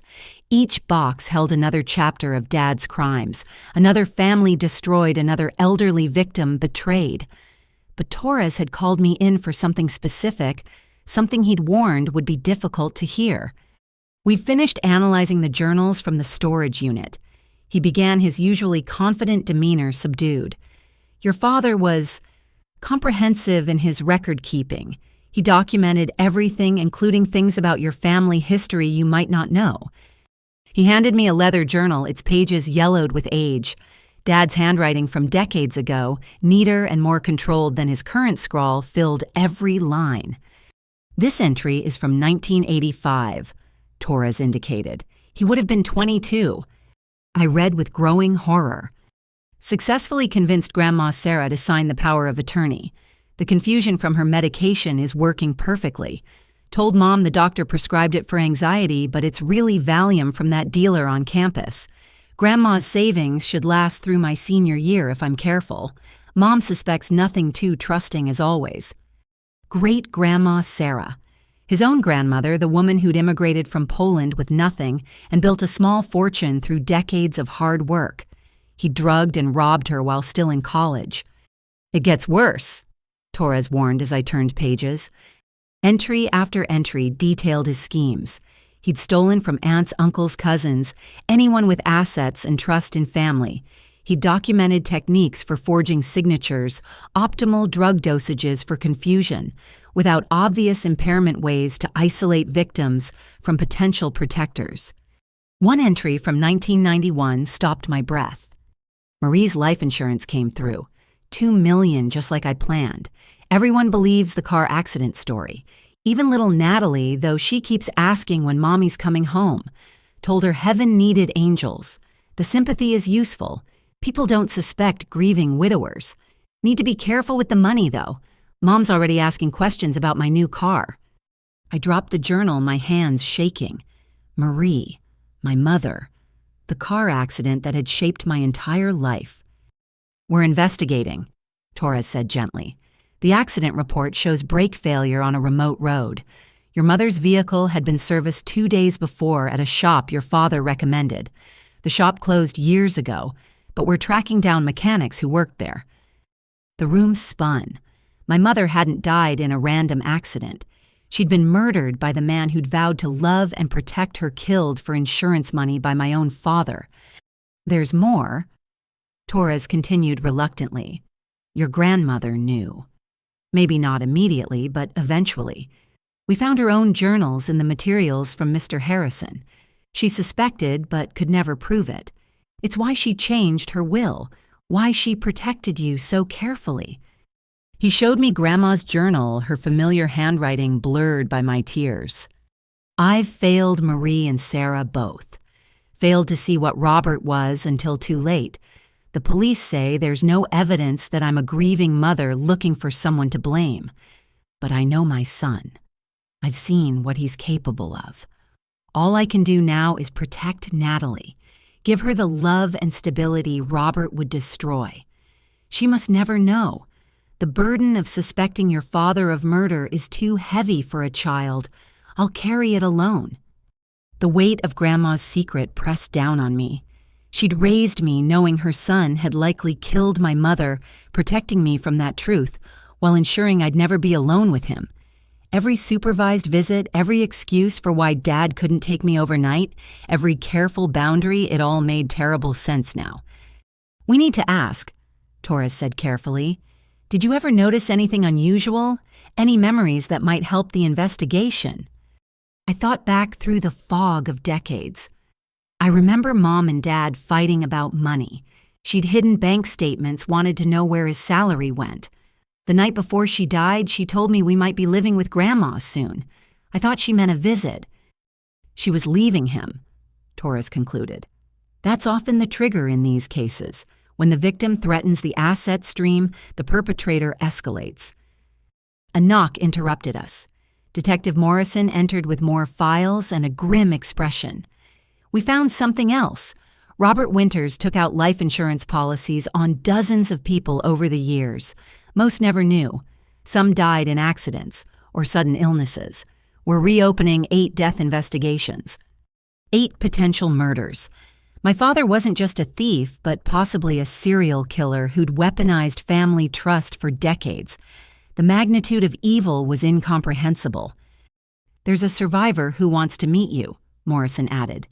Bethany Coleman.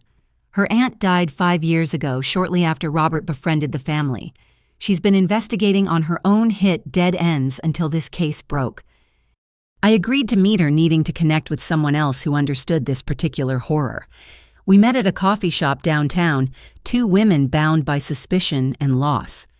Bethany was younger than me, maybe late 20s, with determined eyes that had seen too much. Aunt Helen was healthy as a horse. She began without preamble, ran marathons at 70. Then she met Robert at a charity function. Within 6 months, she was dead from organ failure. Doctors called it natural causes, but I knew better. She'd compiled her own evidence file photos of Dad with her aunt bank statements showing suspicious transfers, medical records indicating sudden decline after perfect health. I tried getting police interested, but without proof of poisoning, they wouldn't investigate.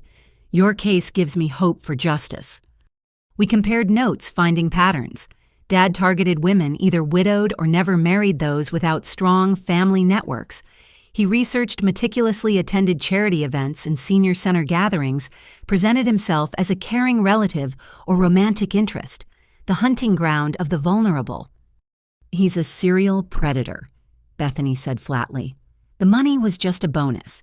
He enjoyed the control, the deception, watching them trust him while he plotted their deaths. Her words rang true. The journals showed increasing sophistication and decreasing remorse over time. He'd evolved from desperate thief to calculating killer refining methods and expanding networks. Sharon had been his latest tool, but there would have been others if we hadn't stopped him. My phone rang, showing Mr. Harrison's number. His voice was urgent. Natalie, your father's lawyer filed a motion. He's claiming diminished capacity, saying the journals were fiction written for a novel. He wants them thrown out as evidence.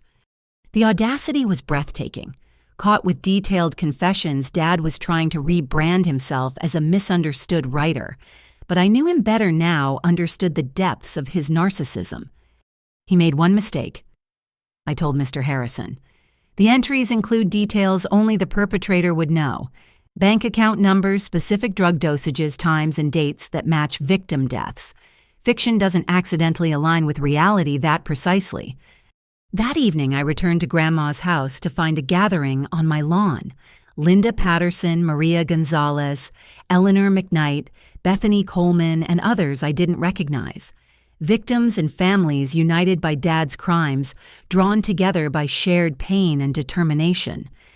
We're forming a foundation, Linda announced, the Rose Winters Foundation for Elder Protection. Your grandmother tried to warn people about Robert. We want to continue her work, educate families about predators who target the elderly. I stood surrounded by Dad's victims, transformed into advocates. From evil, good was growing. From betrayal, community was forming. Grandma would have loved the poetic justice of it. Inside the house, we organized. Eleanor, despite her recovery, proved a fierce strategist. Maria's children offered technical expertise. Linda brought legal knowledge from her own battles. We were building something powerful, something that would outlast Dad's legacy of theft and murder. I want to speak at the trial, Bethany declared. Even if Aunt Helen's case isn't officially part of it, people should know the scope of his crimes. Others agreed. The prosecutor had victim impact statements, but we wanted more. We wanted the world to understand that elder abuse wasn't just about money, but about destroying families, shattering trust, stealing final years that should be peaceful. As the meeting wound down, Sharon arrived with a box. She looked haggard but determined. These are from the storage unit, she explained. Photos, documents, things I think belong to victims' families. I'm trying to return what I can. The group's response was mixed, some still angry at her participation, others recognizing her effort at redemption. I took the box, finding the gesture more meaningful than any apology. Inside were treasures stolen from the dead family photos, jewelry, bonds, and certificates. Each item represented a life cut short, a family robbed of more than money. We spent hours matching items to victims, small resurrections of memory and meaning. This was Aunt Helen's, Bethany breathed, holding a pearl necklace. She wore it every Sunday. He must have taken it after he killed her. The unspoken words hung heavy in the room, but Bethany clutched the pearls like a lifeline one piece of her aunt returned. As everyone prepared to leave, Mrs. Henderson pulled me aside. The whole neighborhood's talking. Some reporters have been snooping around asking about your family history. Be careful, dear. This story's getting bigger. Indeed, the next morning brought news vans to our quiet street. The story of a serial elder abuser with possible murders spanning decades was national news. Dad's photo appeared on every channel, the charming smile now sinister with context. I gave one interview carefully controlled, focusing on the victims rather than sensationalizing the crimes. Elder abuse is an epidemic hiding in plain sight, I said directly to the camera. My father wasn't unique, just unusually prolific. Check on your elderly neighbors. Question sudden changes in their health or finances. Trust but verify even with family. The interview went viral, shared by elder advocacy groups nationwide. Tips poured in about similar cases, suspicious deaths, elderly relatives who died after meeting charming strangers.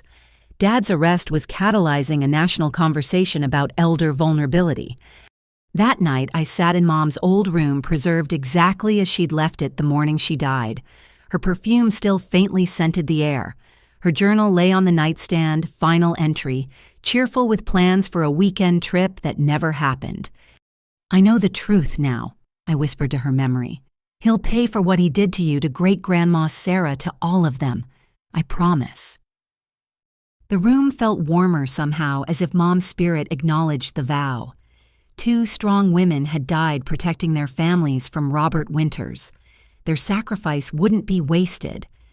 Tomorrow would bring more revelations, more victims, more evidence of a lifetime spent preying on the vulnerable. But tonight I drew strength from their memories. Mom and Grandma, both victims of Dad's evil, both fierce protectors, despite their fate. The foundation was registered. The victims were united. The truth was emerging from decades of shadows. Dad had built an empire on the graves of the elderly, but we were ensuring it would crumble completely, taking him down forever. Justice for the dead, protection for the living. It's what Grandma would have wanted. It's what Mom died trying to achieve. And it's what I'd deliver no matter the cost. The FBI field office in downtown occupied a gleaming federal building, all glass and steel and security checkpoints. I'd been summoned by Special Agent Diana Chen, who was leading the multi-state investigation into what they were now calling Operation Winter's End. The name felt appropriate at the end of my father's decades-long season of predation. Agent Chen met me in a conference room wallpapered with photos, documents, and connection strings that looked like a spider's web.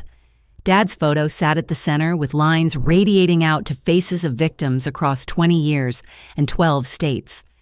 Ms. Winters, thank you for coming. She began, her voice carrying the weight of what she'd uncovered.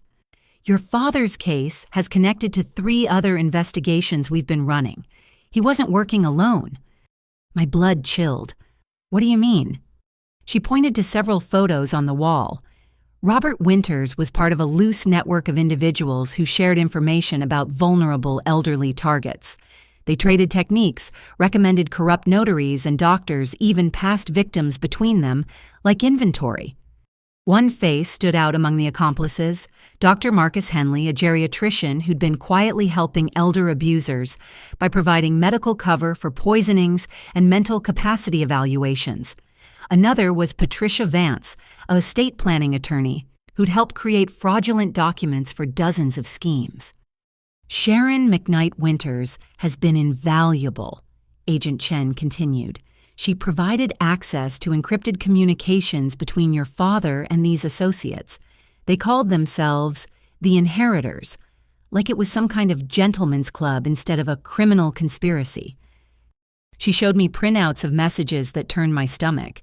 Dad bragging about his success rate, sharing tips on optimal drug combinations, recommending targets to associates in other states. The casualness of their evil was breathtaking. "This message particularly concerns us," Agent Chen indicated. "Sent 2 weeks before your grandmother's death." I read Dad's words to Dr. Henley. "Rose is getting suspicious. Might need your special house call soon, the one that ends with natural causes on the death certificate." He was planning to murder her. I whispered, though part of me had suspected this truth. "We believe your grandmother's decision to create the video will and change her estate planning disrupted his timeline," Agent Chen explained. "She moved too fast for him to implement his plan. Her natural death 3 years ago was just that natural despite his intentions." Relief and horror warred in my chest. Grandma had died peacefully in her sleep, but only because she'd outmaneuvered her own son's murder plot. How had she lived with such knowledge? How had she smiled at family dinners knowing what he was? "There's more," Agent Chen said, pulling out another file. "We've connected your father to suspicious deaths in assisted living facilities where Dr. Henley had privileges, elderly residents who died unexpectedly after recent changes to their wills. We're exhuming bodies for toxicology testing." The numbers were staggering. Potentially 30 victims over 20 years, though proving murder this long after would be challenging. Still, the pattern was clear. Dad and his network had turned elder murder into an industry. "What do you need from me?" I asked, though the investigation's thoroughness was already overwhelming. "Access to everything your grandmother left regarding your father. She was building a case for years. Her evidence might help us identify victims we haven't found yet." I agreed immediately, arranging to deliver Grandma's files that afternoon. As I prepared to leave, Agent Chen stopped me with one more revelation. "Your father kept trophies," she said quietly. "Items from each victim. We found them in a climate-controlled storage unit. Would you be able to identify anything that belonged to your mother?" The drive to the FBI evidence warehouse passed in a blur. I'd thought I was prepared for more horror, but seeing Dad's trophy collection nearly broke me. Hundreds of items carefully labeled and preserved jewelry, watches, family photos, even locks of hair. The methodical organization spoke to a level of sociopathy I couldn't fathom. "Marie Winters, 1991. The evidence technician read from a label. Inside the clear bag was Mom's wedding ring, the one Dad claimed had been lost in the accident. Her driver's license, supposedly destroyed in the fire, a photo of her holding baby me, one I'd never seen before, and horrifyingly, a small vial of brake fluid labeled "Backup Plan Unnecessary." "He sabotaged her car," I said numbly. "He kept proof of his own crime like a souvenir." Agent Chen nodded grimly.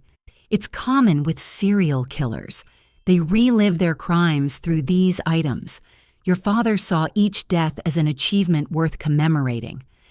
I identified what I could each item, a gut punch of recognition. Great-Grandma Sarah's rosary, a pocket watch I remembered her father carrying, pieces of my family's history stolen and cataloged by the very person who should have protected them. Back at the prosecutor's office, the scope of the investigation continued expanding. Torres had connected Dad to 3 more suspicious deaths through financial records. Sharon provided detailed testimony about his methods turning state's evidence with a vengeance born of her own betrayal. He chose me specifically.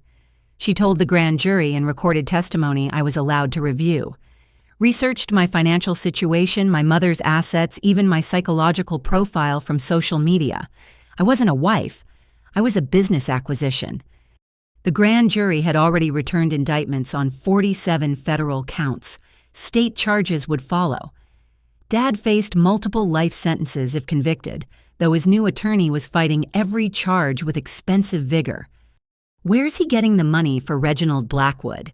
I asked Torres, recognizing the name of one of the nation's premier defense attorneys. "That's what we're trying to figure out," Torres admitted. "Blackwood doesn't come cheap, and we've frozen all known assets. Someone's funding this defense, but we don't know who." The answer came from an unexpected source.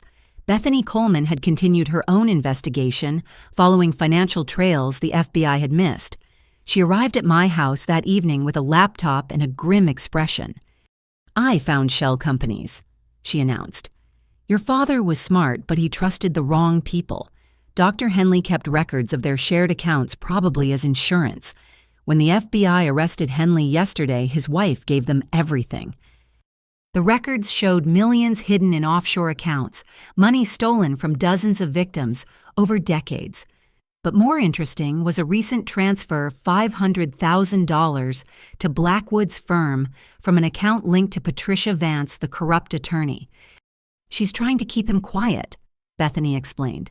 "If your father talks, her entire career implodes. She's probably got her own trophy collection somewhere." We turned the information over to Agent Chen, who seemed unsurprised. "Criminals always turn on each other eventually. Vance just made a crucial mistake. That transfer gives us probable cause for a much deeper investigation into her activities." The next morning brought coordinated raids across 3 states. Patricia Vance was arrested at her country club, hauled away in handcuffs, while her society friends watched in shock. Dr. Henley's medical license was revoked pending trial. 2 other members of the Inheritors were caught trying to flee the country. Dad's network was collapsing each arrest, bringing more evidence and connections. The investigation had grown far beyond one man's crimes to expose a hidden industry of elder exploitation. Media coverage was intense, with experts calling it the largest elder abuse case in U.S. history. I gave another carefully controlled interview, this time with a national news magazine. "My father didn't act alone," I emphasized. "He was part of a network that treated our elderly like ATMs to be emptied. This isn't about one bad person, but a system that failed to protect the vulnerable." The response was immediate. Elder advocacy groups gained new members and funding. Legislation was proposed to strengthen penalties for elder abuse. Families nationwide began checking on elderly relatives, questioning sudden health changes or financial decisions.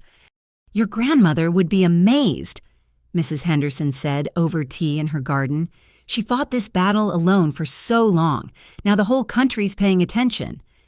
But attention came with a price. Reporters camped outside my house.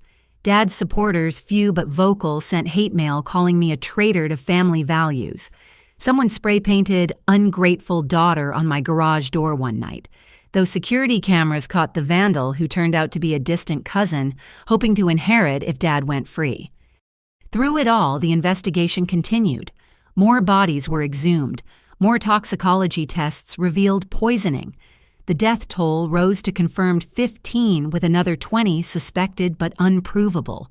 Dad's journal proved invaluable, providing dates and details that corroborated forensic evidence. One entry particularly haunted me. Marie growing suspicious about the tea. Need to accelerate timeline. Break lines easier than slow poisoning. Make it look random. Natalie young enough to forget details. Rose will take her in solve custody problem. He'd planned my mother's murder with the same casual efficiency as a grocery list. My entire life shaped by his calculation that a 5-year-old would forget trauma and a grandmother would provide free childcare while he spent the insurance money. Sharon visited again this time to deliver more evidence. She looked healthier, the stress of living with Dad replaced by the different burden of redemption. "I found these hidden in our house," she said, handing over USB drives. "He didn't know I knew about his hiding spots. There's video." The drives contained surveillance footage Dad had secretly recorded of victims in their homes. He'd installed hidden cameras during visits documenting their deterioration as his poisons took effect. The FBI tech team called it the most disturbing evidence they'd ever processed. "Why?" I asked Sharon. "Why would he record their suffering?" "Control," she answered simply. "He needed to see his power over them. The money was almost secondary. He enjoyed watching them trust him while he destroyed them. I think he's a psychopath, Natalie. The real kind, not movie dramatics. He doesn't feel what we feel." Agent Chen confirmed this assessment after Dad underwent psychiatric evaluation. Antisocial personality disorder with narcissistic features. No empathy, no remorse, sees other people as objects to manipulate. He's charming when it suits him, but views human connection as weakness to exploit. The evaluation explained so much: why he'd targeted his own family, why he'd kept trophies, why he showed no emotion during court proceedings, except rage when challenged. Dad wasn't capable of love, only mimicry of it for personal gain. As the investigation wound toward conclusion, a final puzzle piece emerged. The FBI had tracked the offshore accounts to their ultimate source, a Swiss bank, that finally cooperated under international pressure. The original seed money, the foundation of Dad's criminal empire, came from a life insurance policy on his own father. "Your grandfather died when Robert was 19, Agent Chen explained. Supposedly a heart attack, but given what we know now, another murder. His first murder. Dad had killed his own father for seed money to start his enterprise. The depravity was complete, a lifetime of parricide and greed dressed up as family devotion. That night I sat in Grandma's study surrounded by evidence boxes and investigation reports. The full scope of Dad's crimes was finally clear: at least 20 murders, dozens more attempted murders, hundreds of thousands stolen families destroyed across decades, all because one man saw relatives as resources rather than relationships. But from this evil had come unexpected good. The Rose Winters Foundation was officially incorporated with Linda Maria Eleanor and others as board members. Bethany was writing a book about recognizing elder predators. New legislation bore Grandma's name. The victims had become advocates, their pain transformed into purpose. The phone rang, showing Torres's number. "Natalie thought you should know. Your father fired Blackwood. He's representing himself at trial. Says no lawyer understands his vision well enough to defend him." I almost laughed at the narcissism. Dad would defend himself, confident in his ability to manipulate anyone. He didn't understand that his journal, his trophies, his own recordings had already convicted him. The trial was just formality now. Looking at Grandma's portrait, I raised my teacup in a toast. "We got him," I whispered. "All of them. The network's broken, the victims are united, and he'll never hurt another grandmother. You protected me long enough to finish what you started." The house felt peaceful, as if a long battle had finally ended. Tomorrow would bring trial preparation and more revelations. But tonight I could rest, knowing the investigation was complete. Dad's winter of predation was over. Spring would come with justice. The federal courthouse in the city center had never seen media coverage quite like this. News vans lined the street, reporters from national outlets jostled for position, and security had tripled for what journalists were calling the trial of the century for elder abuse cases. I arrived early with Torres and Agent Chen, avoiding the main entrance through a secured side door. "Your father's been busy in jail," Torres informed me as we settled in the prosecutor's preparation room. "He's filed 17 motions, all handwritten, all delusional. He's claiming everything from conspiracy to frame him to accusations that you're not actually his daughter." The last claim stung, though I shouldn't have been surprised. Dad would say anything, destroy anyone to save himself. His narcissism had reached new heights in custody, demanding special meals, private cells, and access to law libraries to prepare his defense. He's also been corresponding with supporters, Agent Chen added, showing me printed emails from monitoring. A small but vocal group who believe he's a victim of family betrayal. They're funding his commissary account and spreading conspiracy theories online. I'd seen the websites, the forums where Dad was painted as a devoted son destroyed by a greedy daughter. They'd edited photos, taken quotes out of context, created an alternate reality where he was the victim. It would have been laughable if it wasn't so toxic. "Ready?" Torres asked as the courtroom opened. Walking into the packed gallery felt like entering an arena. I recognized many faces: Linda Patterson and Maria Gonzalez in the front row, Eleanor McKnight in her wheelchair, beside a healthier-looking Sharon Bethany Coleman with her laptop for notes.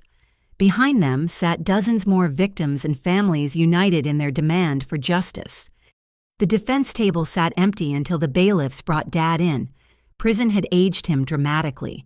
His silver hair had thinned, his expensive tan faded to sallow gray. But his eyes remained cold and calculating, scanning the room like a predator studying prey.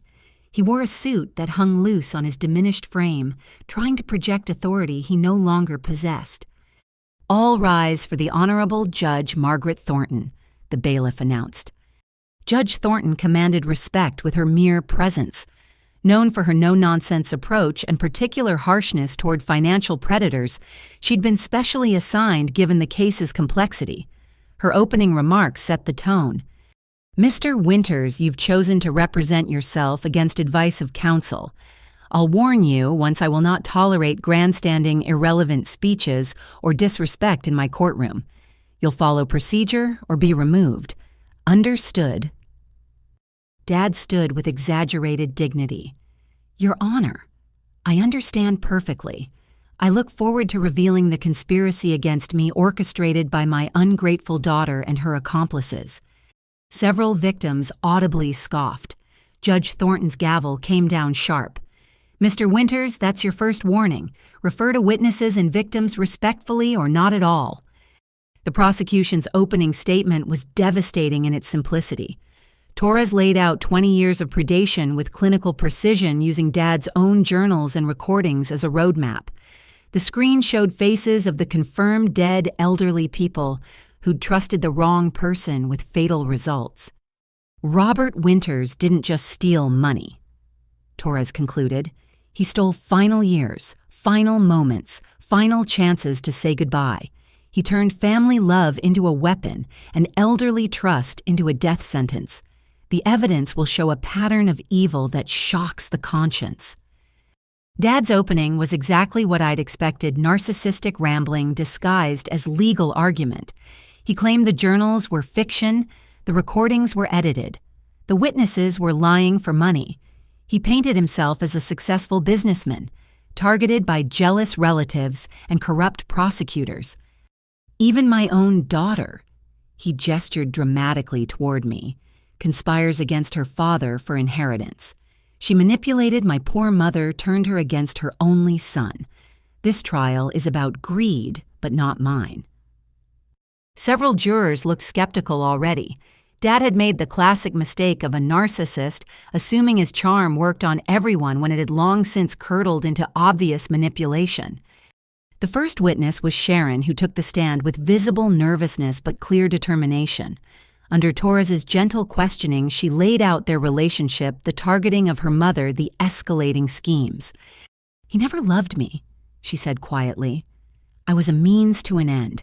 Every kiss, every kind word, every promise was calculated to get closer to my mother's money." Dad's cross-examination revealed his true nature. "Isn't it true you pursued me?" he demanded. "That you lied about your finances to seem more successful?" "I had $20,000 in credit card debt," Sharon replied. "You had me believing that made me worthless, that I was lucky you'd even look at me. Classic abuser tactics I learned in therapy." "Objection," Dad shouted. "She's not qualified to make psychological assessments." "Overruled," Judge Thornton said dryly. "The witness is testifying about her own experience. Continue, Ms. McKnight." Sharon detailed finding the benzodiazepine research, the forged documents, the growing realization of what she'd enabled. Her testimony about her mother's poisoning brought several jurors to tears. "He brought her tea every Sunday," Sharon said, voice breaking. "Called it their special tradition. She'd get confused after, but we blamed her age. He was poisoning my mother in front of me, and I served the cups." Dad tried to shake her testimony, but Sharon had found strength in truth. She admitted her own crimes, her willful blindness, her greed for an easier life. The honesty made her more credible, not less. Eleanor McKnight testified next, still frail but fierce with determination. She described the poisoning symptoms, the confusion, the fear of losing her mind.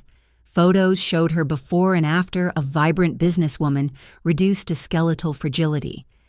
"I built my company from nothing," she said firmly. "Worked 70-hour weeks, sacrificed everything. Robert Winters tried to steal it all with a cup of tea and a fake smile. But I'm tougher than he thought. I survived." Dad's cross-examination of an elderly poison victim went as badly as expected. Every aggressive question made him look more monstrous. When he suggested Eleanor was exaggerating for sympathy, she fixed him with a stare that could freeze flame. Young man. She said, though Dad was only 15 years younger. I've negotiated with Fortune 500 CEOs and union bosses. You're just another con artist who thought an old lady would be an easy mark. You were wrong. The gallery applauded before Judge Thornton could gavel them quiet. Dad looked genuinely shocked that his charm offensive had failed so spectacularly. The forensic evidence came next.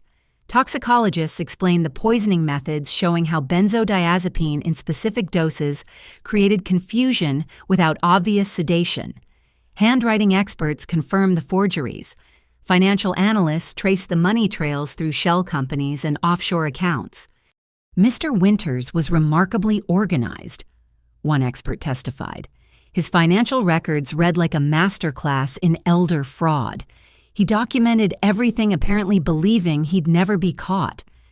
Dad tried to challenge the evidence on technical grounds, but his legal knowledge was Wikipedia deep. Judge Thornton grew increasingly frustrated with his objections, finally threatening contempt if he continued disrupting testimony with irrelevant challenges. Then came the trophy evidence. The FBI presented the storage unit's contents with devastating effect. Item after item appeared on screen, each representing a life stolen. The jurors looked sick as the scope became clear. These aren't souvenirs, Agent Chen testified. They're trophies. Serial killers often keep them to relive their crimes. Mr. Winters labeled each item with victim names and dates, creating a catalog of conquests. When Mom's items appeared on screen, I had to leave the courtroom. Linda Patterson followed, finding me sobbing in the hallway. First time's the hardest, she said gently. Seeing proof of what you suspected. But you're strong, just like your grandmother knew you'd be. We'll get through this together. We returned to find Dad attempting to cross-examine Agent Chen about the chain of custody. She calmly destroyed every challenge, her FBI training evident in precise answers that left no room for doubt. Mr. Winters, she said when he persisted, your fingerprints are on every trophy. Your handwriting is on every label. Your DNA is on items that should have been destroyed in fires or accidents. There is no question of authenticity. The most damaging testimony came from Dr. Marcus Henley, who'd flipped completely in exchange for a reduced sentence. He detailed their partnership with clinical detachment, explaining how he'd provided medical cover for murders. Robert would identify targets, I'd become their doctor, he testified. A little too much medication here, a misdiagnosis there. Natural causes on the death certificate, no autopsy required. We refined it to an art. You murdered people, Torres stated flatly. We expedited inheritances, Henley corrected with chilling calm. Robert saw it as a business service, help families access money tied up in elderly relatives who were just lingering. The gallery erupted in disgust. Several victims' families had to be restrained. Judge Thornton threatened to clear the courtroom if outbursts continued, though her own expression showed she shared their revulsion. Dad's cross-examination of his former partner was a disaster. Henley had no loyalty left, answering every question with damning honesty. He revealed 3 murders Dad hadn't even documented, elderly patients whose deaths had been particularly profitable. You were always sloppy, Henley told Dad directly. Keeping trophies, writing everything down. I told you it would be your downfall, but you needed the admiration needed to relive your cleverness. Classic narcissistic behavior. Having his personality dissected by a fellow predator clearly enraged Dad. His mask slipped completely as he screamed at Henley, calling him a traitor and threatening revenge. Judge Thornton held him in contempt, ordering a recess while Dad was forcibly removed. Ladies and gentlemen, she addressed the jury, the defendant's behavior is not evidence of guilt, though you may consider demeanor when assessing credibility. We'll resume tomorrow after Mr. Winters has calmed himself. That evening, the Victims' Coalition met at my house. The trial was going better than hoped. Dad's self-representation turning into self-destruction. but the emotional toll was evident on every face. "Seeing him try to justify it," Maria said quietly, "like we deserve to be robbed because we're old, like our lives don't matter." "They matter," Bethany said firmly. "Every single life he stole matters. That's why we're here. That's why we're fighting. Not just for justice, but for recognition that elderly lives have value beyond bank accounts." Eleanor, growing stronger by the day, raised her teacup. "To the ones who aren't here to testify, we carry their voices now." We toasted with tea in Grandma's china cups, a ritual of remembrance and resolve. Each woman in the room had been touched by Dad's evil, but we'd transformed trauma into purpose. The Rose Winters Foundation already had applications for help from dozens of families suspecting elder abuse. "Your grandmother started this," Linda told me, "but you're finishing it. She'd be so proud of how you've handled yourself." I thought of Grandma as I looked around the room at her extended legacy. She'd protected me long enough to grow strong to develop the skills needed for this battle. Every legal argument I made, every document I filed, every moment I stood firm against Dad's lies was her influence manifested. The trial would continue for weeks more. There would be more evidence, more testimony, more of Dad's desperate attempts to avoid responsibility. But the outcome was increasingly clear. The mountains of evidence, the credible witnesses, the documented patterns of predation would convict him. "He's going to die in prison," Sharon said quietly. "I can't decide if that makes me sad or relieved." "Both," Eleanor replied, patting her daughter's hand. "It's okay to feel both. He was a human being who chose to become a monster. We can mourn the man he could have been while ensuring the man he is never hurts anyone again." As the evening wound down, I walked each woman to her car, accepting hugs and promises of continued support. Tomorrow would bring more testimony, more evidence, more of Dad's unraveling. But tonight, we'd found strength in solidarity. Standing in Grandma's garden under stars she'd taught me to name, I felt her presence like a warm embrace. The trial was just beginning, but the verdict was written in every document she'd preserved, every protection she'd built, every seed of justice she'd planted. "Almost there, Grandma," I whispered to the night. "Almost there." 2 weeks into the trial, Sharon McKnight Winters sat in my living room, hands wrapped around a mug of chamomile tea. She'd been staying with her mother, but Eleanor was testifying today, and Sharon couldn't face another day in court. The woman who'd once strutted through my home planning renovations now looked fragile, haunted by the weight of her choices. "I need to tell you something," she began, voice barely above a whisper. "About your father, about why I stayed even when I suspected." I settled into Grandma's chair, prepared to listen. Sharon had been cooperating fully, but this felt different, more personal than legal testimony. "My second husband was abusive," she continued. "Not physically, but emotionally, financially. He destroyed my self-worth so thoroughly that when Robert came along with his charm and promises, I thought I'd found salvation." She laughed bitterly. "I was the perfect mark, desperate for validation, financially struggling with a wealthy mother I felt guilty about neglecting. Robert studied me like a textbook, found every weakness, every insecurity." "When did you first suspect something was wrong?" I asked gently. "The tea," she replied immediately. "About 3 months after we married. He was so insistent about making it himself, so particular about Mom drinking it all. When she started having confusion, he was so quick to suggest power of attorney, so prepared with the documents." Her hands trembled around the mug, but I pushed the doubts away, told myself I was being paranoid, that Robert loved us, that he was just being practical. The alternative, that I'd married another predator, was too horrible to consider. "What changed?" "Finding his journal," Sharon said. "Not the main one the FBI has, but a smaller one he kept in his car. Just notes, really, but they were about other women. Names, ages, assets, and whether they had elderly relatives. I realized I wasn't special. I was just one option he'd selected." She pulled out a small notebook, handing it to me with shaking hands. Dad's handwriting filled pages with clinical assessments of potential targets. Sharon's entry was circled in red: Sharon M., 48, divorced, twice 20,000, debt mother. Eleanor owns commercial properties worth $4.2 million. Vulnerable to affection, responds well to financial security promises. Approach at financial planning seminar. He hunted me, Sharon said simply. Researched my life, my vulnerabilities, my mother's assets. I was a business acquisition, not a wife. The moment I realized that, everything clicked into place. Why didn't you leave then? Fear, she admitted. I'd seen what he did to people who opposed him, the legal threats, the character assassination. And by then I was complicit. I'd signed documents, participated in schemes. He made sure I was dirty enough that leaving meant destroying myself.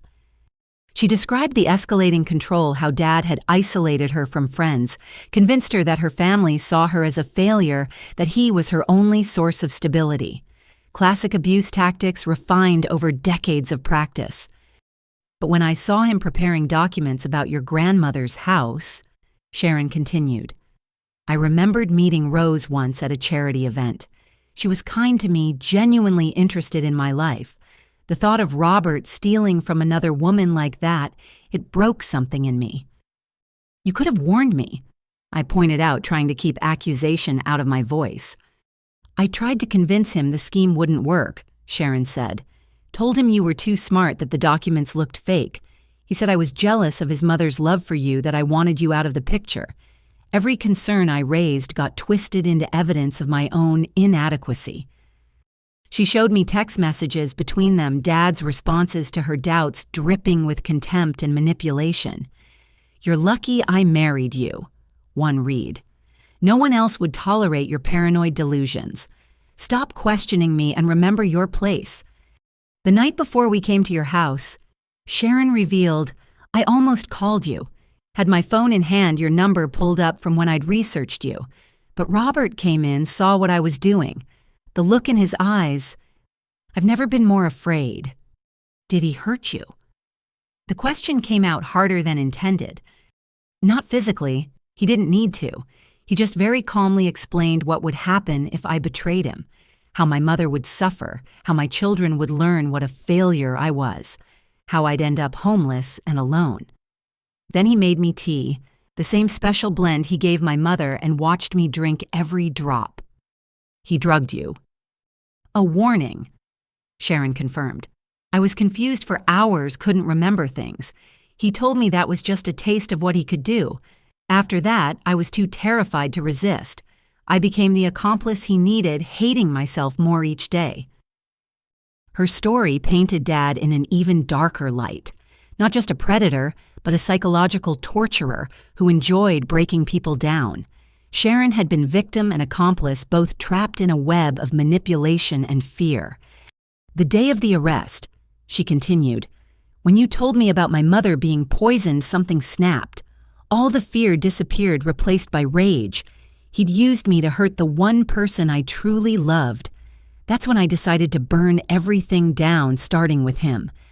And you have I acknowledged. Your testimony has been crucial. It's not enough, Sharon said firmly. I helped him try to steal your home, your heritage. I stood by while he planned worse.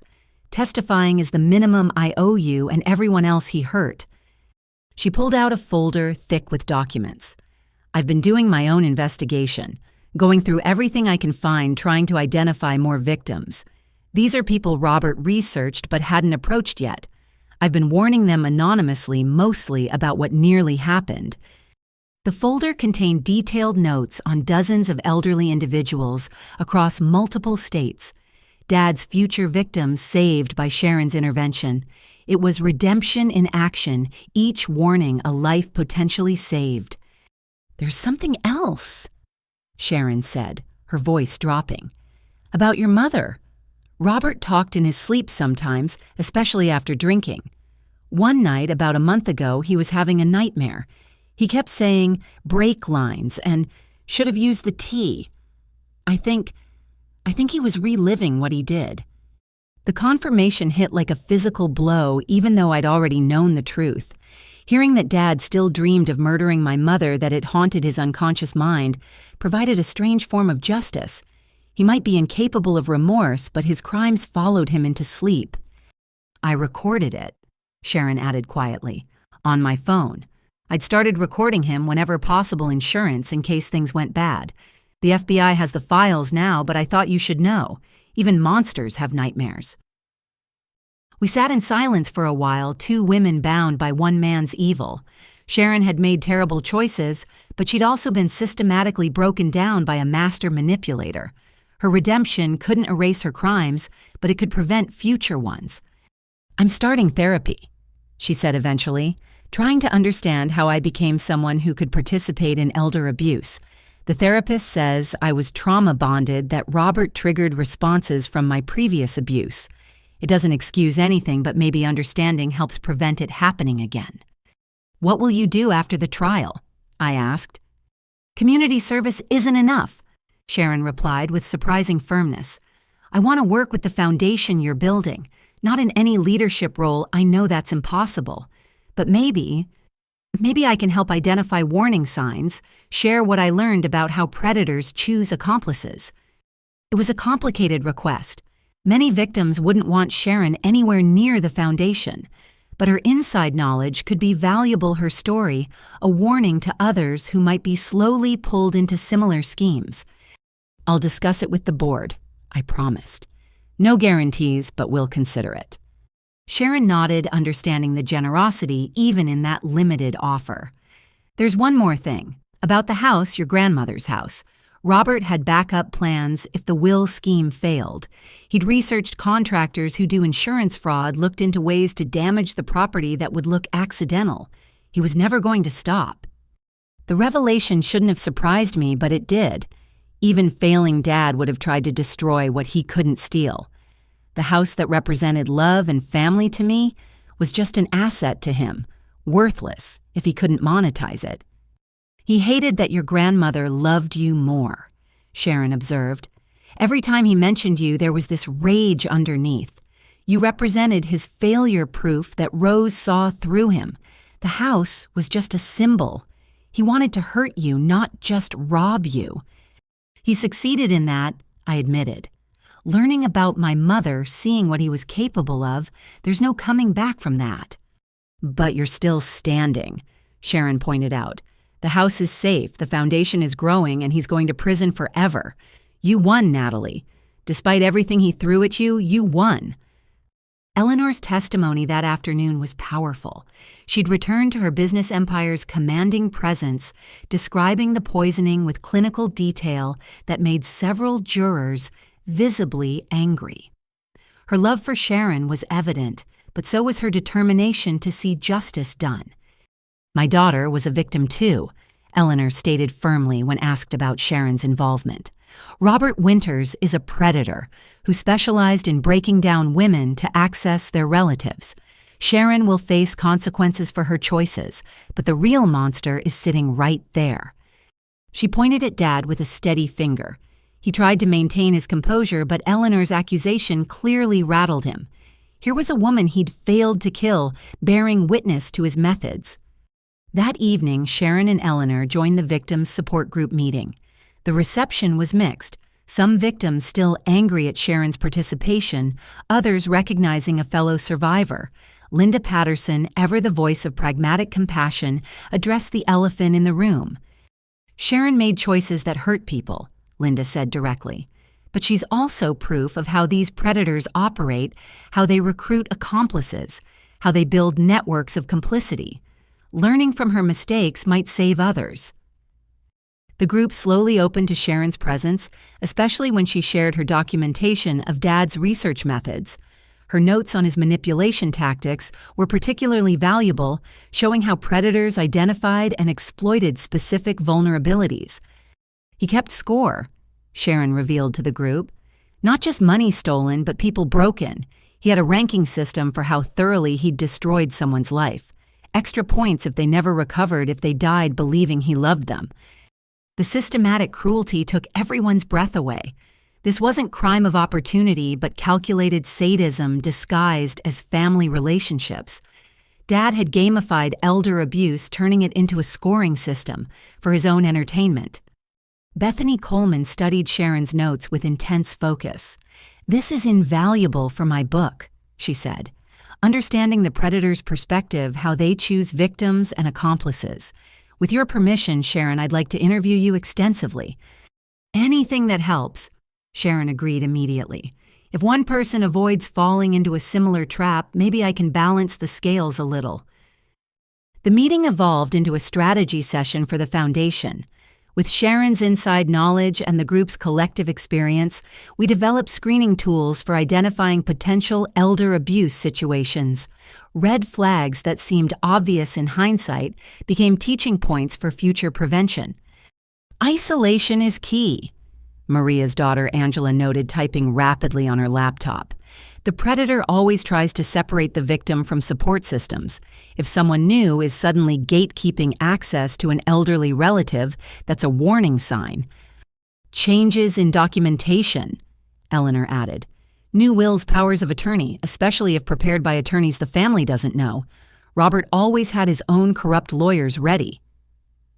"And the T," several voices said simultaneously, dark humor and shared trauma.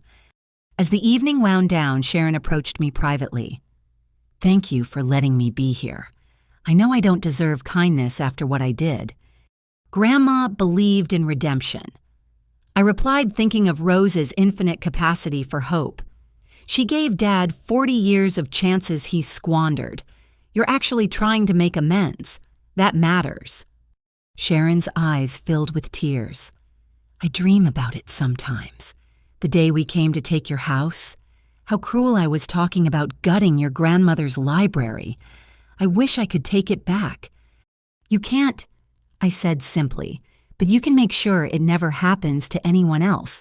That's what the foundation is about. Not just punishment, but prevention."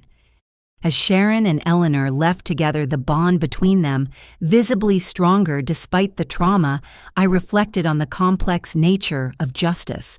Dad would pay for his crimes, spend his remaining years in prison. But true justice meant more than punishment.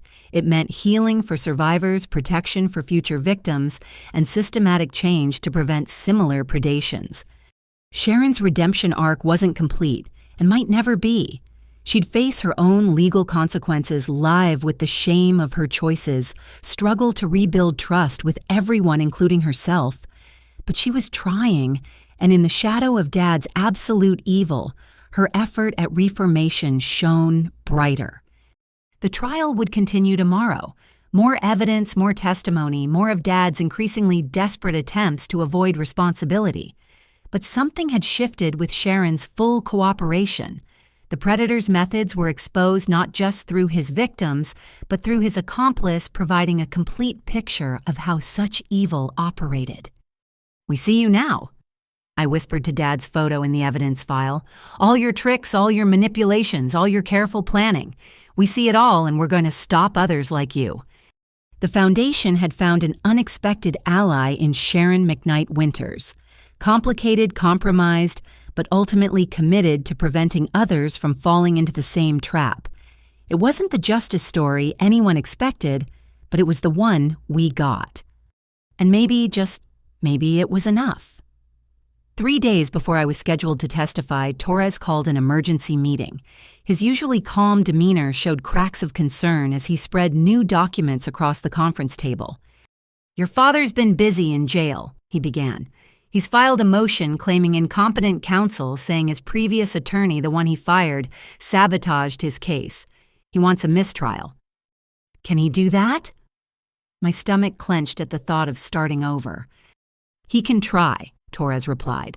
"But Judge Thornton isn't easily fooled. The bigger issue is this." He pushed a handwritten document toward me. He subpoenaed character witnesses, including some names that surprised us.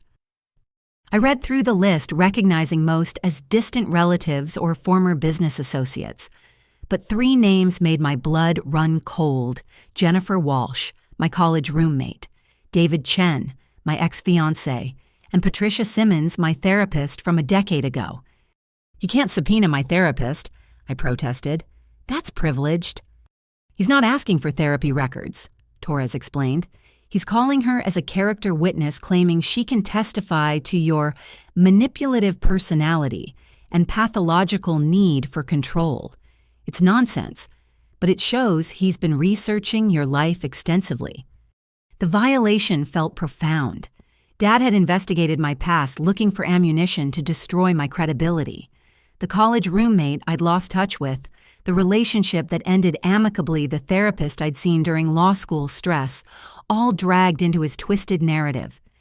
"We need to prepare you," Agent Chen said, joining the conversation. "His strategy is clear: paint you as a calculating daughter who manipulated Rose into cutting him out. He'll try to trigger emotional responses, make you look unstable or vindictive. He knows your buttons," Torres added. "Every parent does. He'll use that knowledge to try to break you on the stand. We need to practice until you can face anything he throws at you without flinching." The next 3 days became intensive preparation. Torres and his team ran mock cross-examinations, each more brutal than the last. They dredged up every failure, every mistake, every moment of doubt in my life. "Isn't it true you failed the bar exam on your first attempt?" the mock prosecutor pressed. "Yes," I replied calmly as coached. "Like 30% of test takers. I studied harder and passed the second time." "You were in therapy during law school. Why?" "Academic stress and grief processing after my grandmother's best friend died. Seeking mental health support shows wisdom, not weakness." They threw Dad's likely accusations at me relentlessly, that I'd poisoned Grandma against him, that I'd manipulated her will, that I was money-hungry, vindictive, a disappointment as a daughter. Each attack stung, but repetition built armor. "He'll try to make you angry," Torres warned. "Anger makes people sloppy, say things they regret. Stay calm, stick to facts, don't let him bait you into emotional responses." Between preparation sessions, I met with the witnesses Dad had subpoenaed. Jennifer Walsh, now a suburban mother of 3, was bewildered by the summons. "I haven't talked to you in 10 years, she said over coffee. "What could I possibly say about your character?" "He's fishing," I explained. "Looking for anything negative. Did we ever fight? Did I ever do anything he could twist?" Jennifer thought carefully. "You were studious, maybe a little uptight about grades. Oh, and you once reported our suite mate for stealing food. But that's hardly character assassination material." We strategized responses to potential questions, Jennifer promising to be brief and factual. She seemed offended by the attempt to use her against me, remembering our friendship fondly, despite the distance years had created. David Chen was equally supportive. "Your dad's really reaching," he said, reviewing the subpoena. "We dated for 2 years, broke up because of career geography, stayed friends. What's he hoping I'll say?" "Probably that I'm controlling or manipulative," I guessed. "He needs to establish a pattern of behavior." "The only pattern I remember is you bringing me soup when I was sick and proofreading my dissertation." David laughed. "If caring about people is manipulation, we're all guilty." The therapist meeting required more delicacy. Dr. Patricia Simmons maintained professional boundaries while explaining what she could and couldn't say. "I can confirm you were my patient and speak to general observations about your character," she said carefully. "I cannot discuss treatment specifics. If he pushes for protected information, I'll invoke privilege." "What do you remember about my general character?" I asked, curious myself after so many years. "A young woman dealing with academic pressure and family complications with remarkable resilience," she replied. "You were introspective, perhaps overly self-critical, but ultimately focused on growth and understanding. Hardly the manipulative monster he's trying to portray." While I prepared testimony, the Victims Coalition marshaled their own resources. Linda Patterson organized a support schedule, ensuring I'd have friendly faces in the gallery throughout my testimony. Maria Gonzalez's children created social media campaigns to counter Dad's supporters' narrative. Eleanor McKnight hired a public relations firm to ensure accurate media coverage. "We won't let him isolate you," Linda declared at an emergency meeting. "That's what predators do, make victims feel alone. You'll see us every time you look up from that witness stand." Bethany Coleman had been researching Dad's supporters, discovering most were connected to earlier schemes. 3 are former accomplices who escaped prosecution, she reported. 2 are family members of other perpetrators. They're not defending your father so much as defending the entire ecosystem of elder abuse. The revelation that Dad was part of a larger network still actively operating fueled our determination. This trial was about more than one man's crimes. It was about exposing and destroying an entire predatory system. Mrs. Henderson and the Neighborhood Watch increased their vigilance as the trial approached its climax. She reported suspicious cars driving slowly past my house, individuals photographing the property. "Your father's supporters are getting bold," she warned. "Keep your security system armed. Don't answer the door for strangers." The threat felt real but distant, overshadowed by preparation for testimony. Torres ran through my testimony outline repeatedly, ensuring every word was precise, every emotion controlled.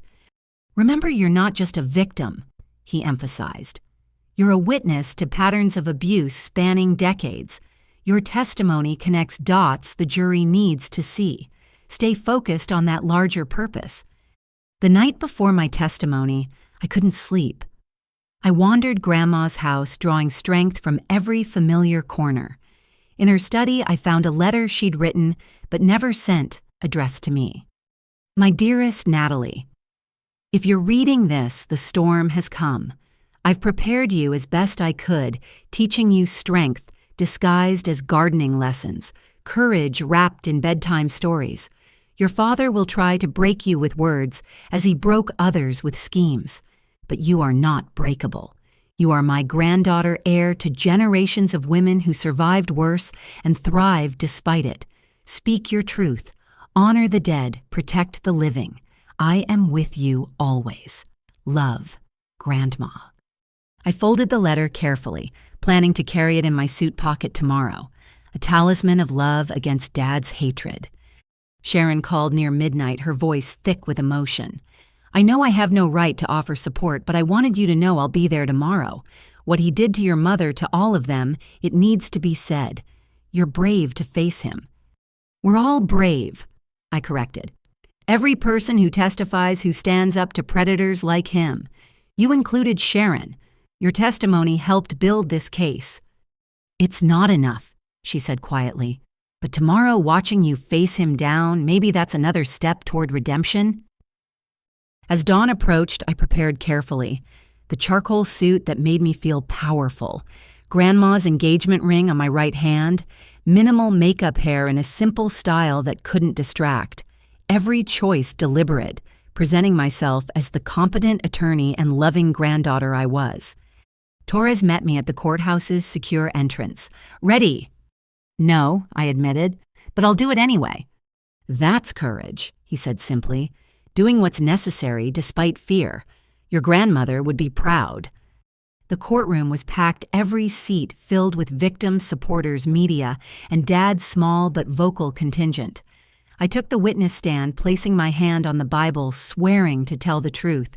The same oath Dad had taken while lying through every word. Judge Thornton nodded to Torres. "You may begin." As Torres led me through preliminary questions, establishing my relationship to Dad and Grandma, I found my rhythm. The preparation paid off, answers flowing smoothly, emotion present, but controlled. I was not just Natalie, the granddaughter, but Natalie, the attorney, presenting evidence with professional precision. "Please describe your father's relationship with your grandmother," Torres prompted. "Complex and ultimately exploitative." I replied the words practiced but true. He presented himself as a caring son while systematically stealing from her for 40 years. She loved him despite knowing what he was hoping he'd change. That hope was weaponized against her. I detailed the thefts, the schemes, the escalating boldness of his crimes. The jury listened intently, several taking notes.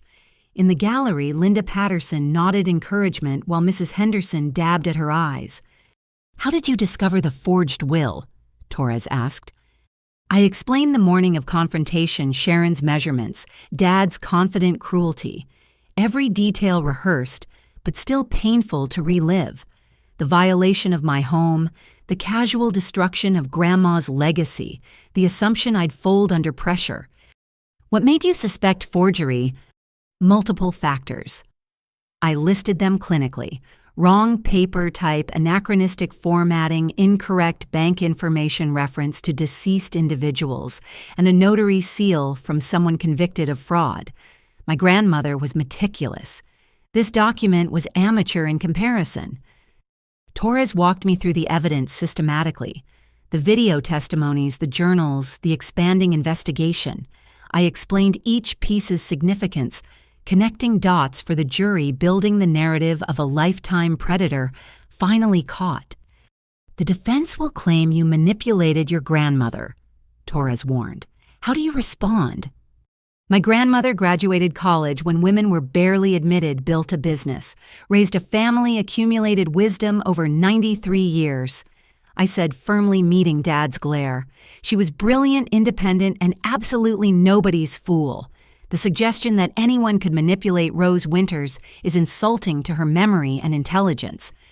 Torres concluded his questioning, and Judge Thornton called a brief recess before cross-examination. I stepped down, legs shaky but spirit strong. The first phase was complete. Now came the storm. In the hallway, the victims' coalition surrounded me with quiet support. Eleanor pressed a handkerchief into my hand. Maria whispered prayers in Spanish. Bethany showed me messages of support flooding social media. "You're doing amazingly," Linda assured me. "Clear, calm, credible. He's got nothing to counter that except bluster." But I knew Dad better than that. He'd been planning this cross-examination for weeks, maybe months. Every question would be calculated to hurt, to destabilize, to transform me from credible witness to emotional daughter. He didn't need to prove innocence, just create reasonable doubt. "Ready," the bailiff called. I wasn't, but I returned to the witness stand anyway. Grandma's letter, a comforting weight in my pocket. Dad stood at the defense table, a predator preparing to strike. But I was ready, too armored in truth and love. "Ms. Winters," he began, his voice dripping false concern. "My own daughter. Shall we discuss what really happened to our family?" The battle was joined, and I was going to win. Dad approached the witness stand with theatrical deliberation, each step calculated for maximum impact. He'd changed into a freshly pressed suit during the break, attempting to project authority he no longer possessed. But I saw through the facade to the desperate man beneath. "Ms. Winters," he began, emphasizing the formality, "you claim I stole from your grandmother for 40 years. Do you have any proof from before 2010? "Your own journal entries dating back to 1985, I replied calmly. "Bank records showing forged checks. Great-Grandma Sarah's missing jewelry that appeared in pawnshop records with your signature. Allegedly, my signature," he corrected. "These could be forgeries themselves created to frame me." "The state's handwriting expert confirmed authenticity," I reminded him, as did 3 independent analysts. He shifted tactics. "You were 5 when your mother died. How can you testify about events you don't remember?" The question was meant to sting, and it did, but I was prepared. "I remember Mom and you fighting about money. I remember her hiding bank statements. I remember her telling me we might live with Grandma soon. Adult perspective clarifies childhood memories." "Or creates false ones," Dad suggested. "Isn't it convenient how your memories support your narrative?" "What's convenient," I shot back before Torres could object, "is how Mom's brake lines failed 2 days after visiting a mechanic you recommended. How her life insurance paid out exactly when you needed money. How you kept her wedding ring as a trophy." Judge Thornton sustained Torres's belated objection, but the damage was done. The jury had heard the accusation, seen Dad's flash of genuine surprise that I knew about the ring. "Let's discuss your relationship with your grandmother." Dad pivoted. "You moved in immediately after her death. Rather eager, weren't you?" "I moved in 3 months after her death following probate," I corrected. "She left the house to me in a video-recorded will with 3 witnesses. Nothing eager about following legal procedures." "But you'd been planning it. Hadn't you visiting more frequently in her final years, becoming indispensable? I visited frequently because I loved her. I helped care for her because she needed it. While you were absent, I was present. That's not manipulation, that's family. Dad's jaw tightened. He wasn't getting the emotional responses he wanted. Every attack met fact, every insinuation met truth. You mentioned I was absent, he said, false hurt creeping into his voice. Did you ever consider why? How your grandmother poisoned our relationship with her constant suspicion? She suspected you because you stole from her, I stated flatly. The poisoned relationship was your doing, not hers. So you say, Dad mused, turning slightly toward the jury. But isn't it possible she was becoming paranoid in her old age, seeing theft where there was only concern? No, I replied firmly. Grandma documented everything meticulously. Dates, amounts, evidence. Paranoia doesn't produce bank records and pawnshop receipts. He tried another angle. You're an attorney specializing in elder law. Quite convenient given this situation. Almost like you've been preparing for this moment. I specialize in contract law, I corrected. I take elder abuse cases pro bono because of what I witnessed growing up. Watching you exploit Grandma inspired me to protect others from predators like you. Predator. Dad's voice rose in practiced indignation. I'm your father. Biology doesn't excuse pathology. I responded, Torres's coaching echoing in my mind. You're my father genetically. But fathers protect their children. You tried to steal my inheritance and took out a life insurance policy on me without my knowledge. That's predation, not parenting. The mention of the insurance policy made several jurors shift uncomfortably. Dad hadn't expected me to know about that, his preparation failing to account for the investigation's thoroughness. That policy was for your protection, he claimed weakly. With you as sole beneficiary, how exactly would that protect me if I died? I let the implication hang heavy in the air. Judge Thornton intervened. Mr. Winters, move on to your next question. Dad shuffled papers, clearly rattled. His cross-examination was falling apart, each practiced attack, failing against simple truth. He tried several more angles over the next hour, questioning my financial motives, my relationship history, even my law school performance. Each attempt met the same calm, factual responses. Finally, he played what he clearly thought was his trump card. Isn't it true you were in therapy for mental health issues? Yes, I replied without hesitation. I sought therapy during law school to manage stress and process grief. Mental health care is health care, nothing more. And didn't you tell your therapist you hated me? Torres objected immediately. Privileged communication, Your Honor. Sustained, Judge Thornton ruled. Mr. Winters, you know better. But Dad pressed on. Without revealing protected information, didn't you have documented emotional problems? I had documented emotional intelligence, I corrected. Seeking help when needed, processing complex feelings appropriately, unlike someone who drugs elderly women and keeps trophies of his murders. Objection! Dad shouted at his own witness. You can't object to your own question's answer, Judge Thornton said dryly, though the witness will refrain from editorial comments. As the hours dragged on, Dad's desperation became increasingly visible. His questions grew more erratic, jumping between topics without coherent strategy. He accused me of elder abuse, of forging documents myself, of conspiring with the victim's coalition for money.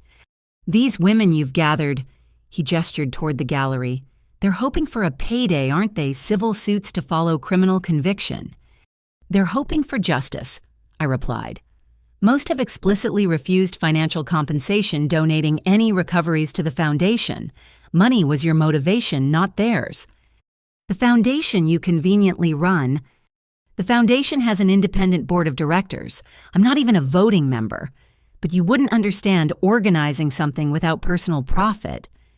By late afternoon, Dad was visibly exhausted.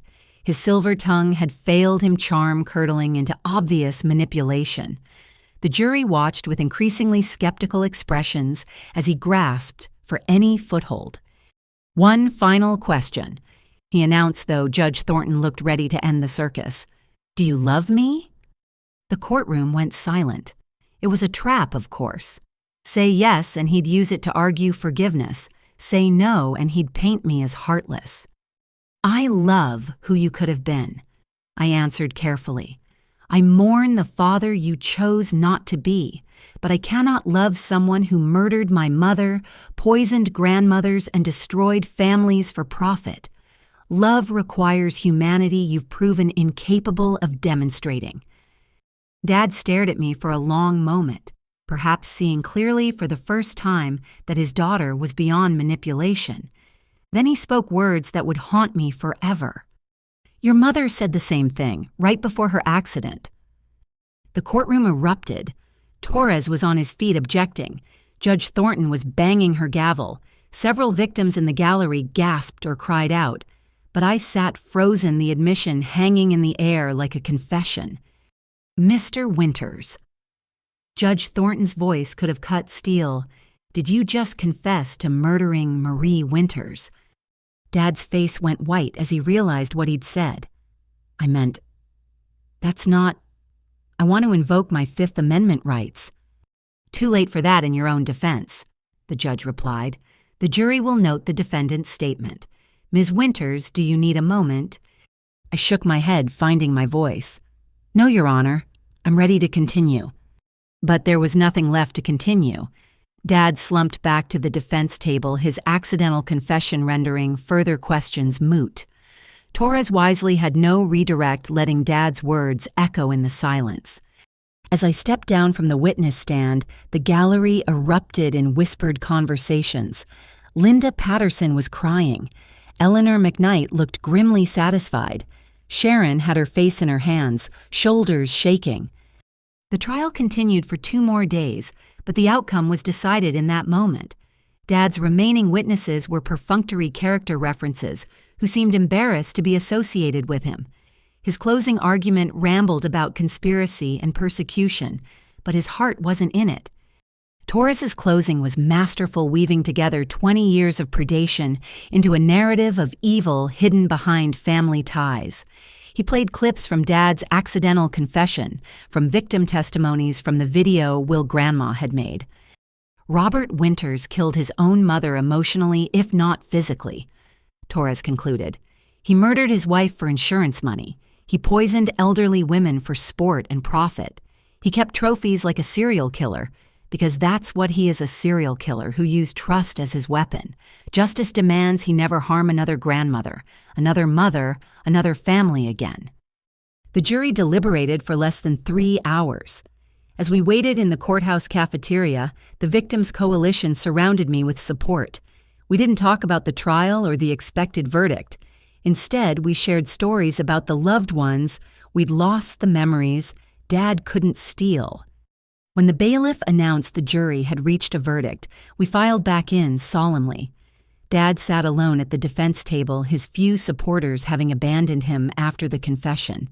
He looked smaller, somehow, ordinary evil, stripped of its camouflage.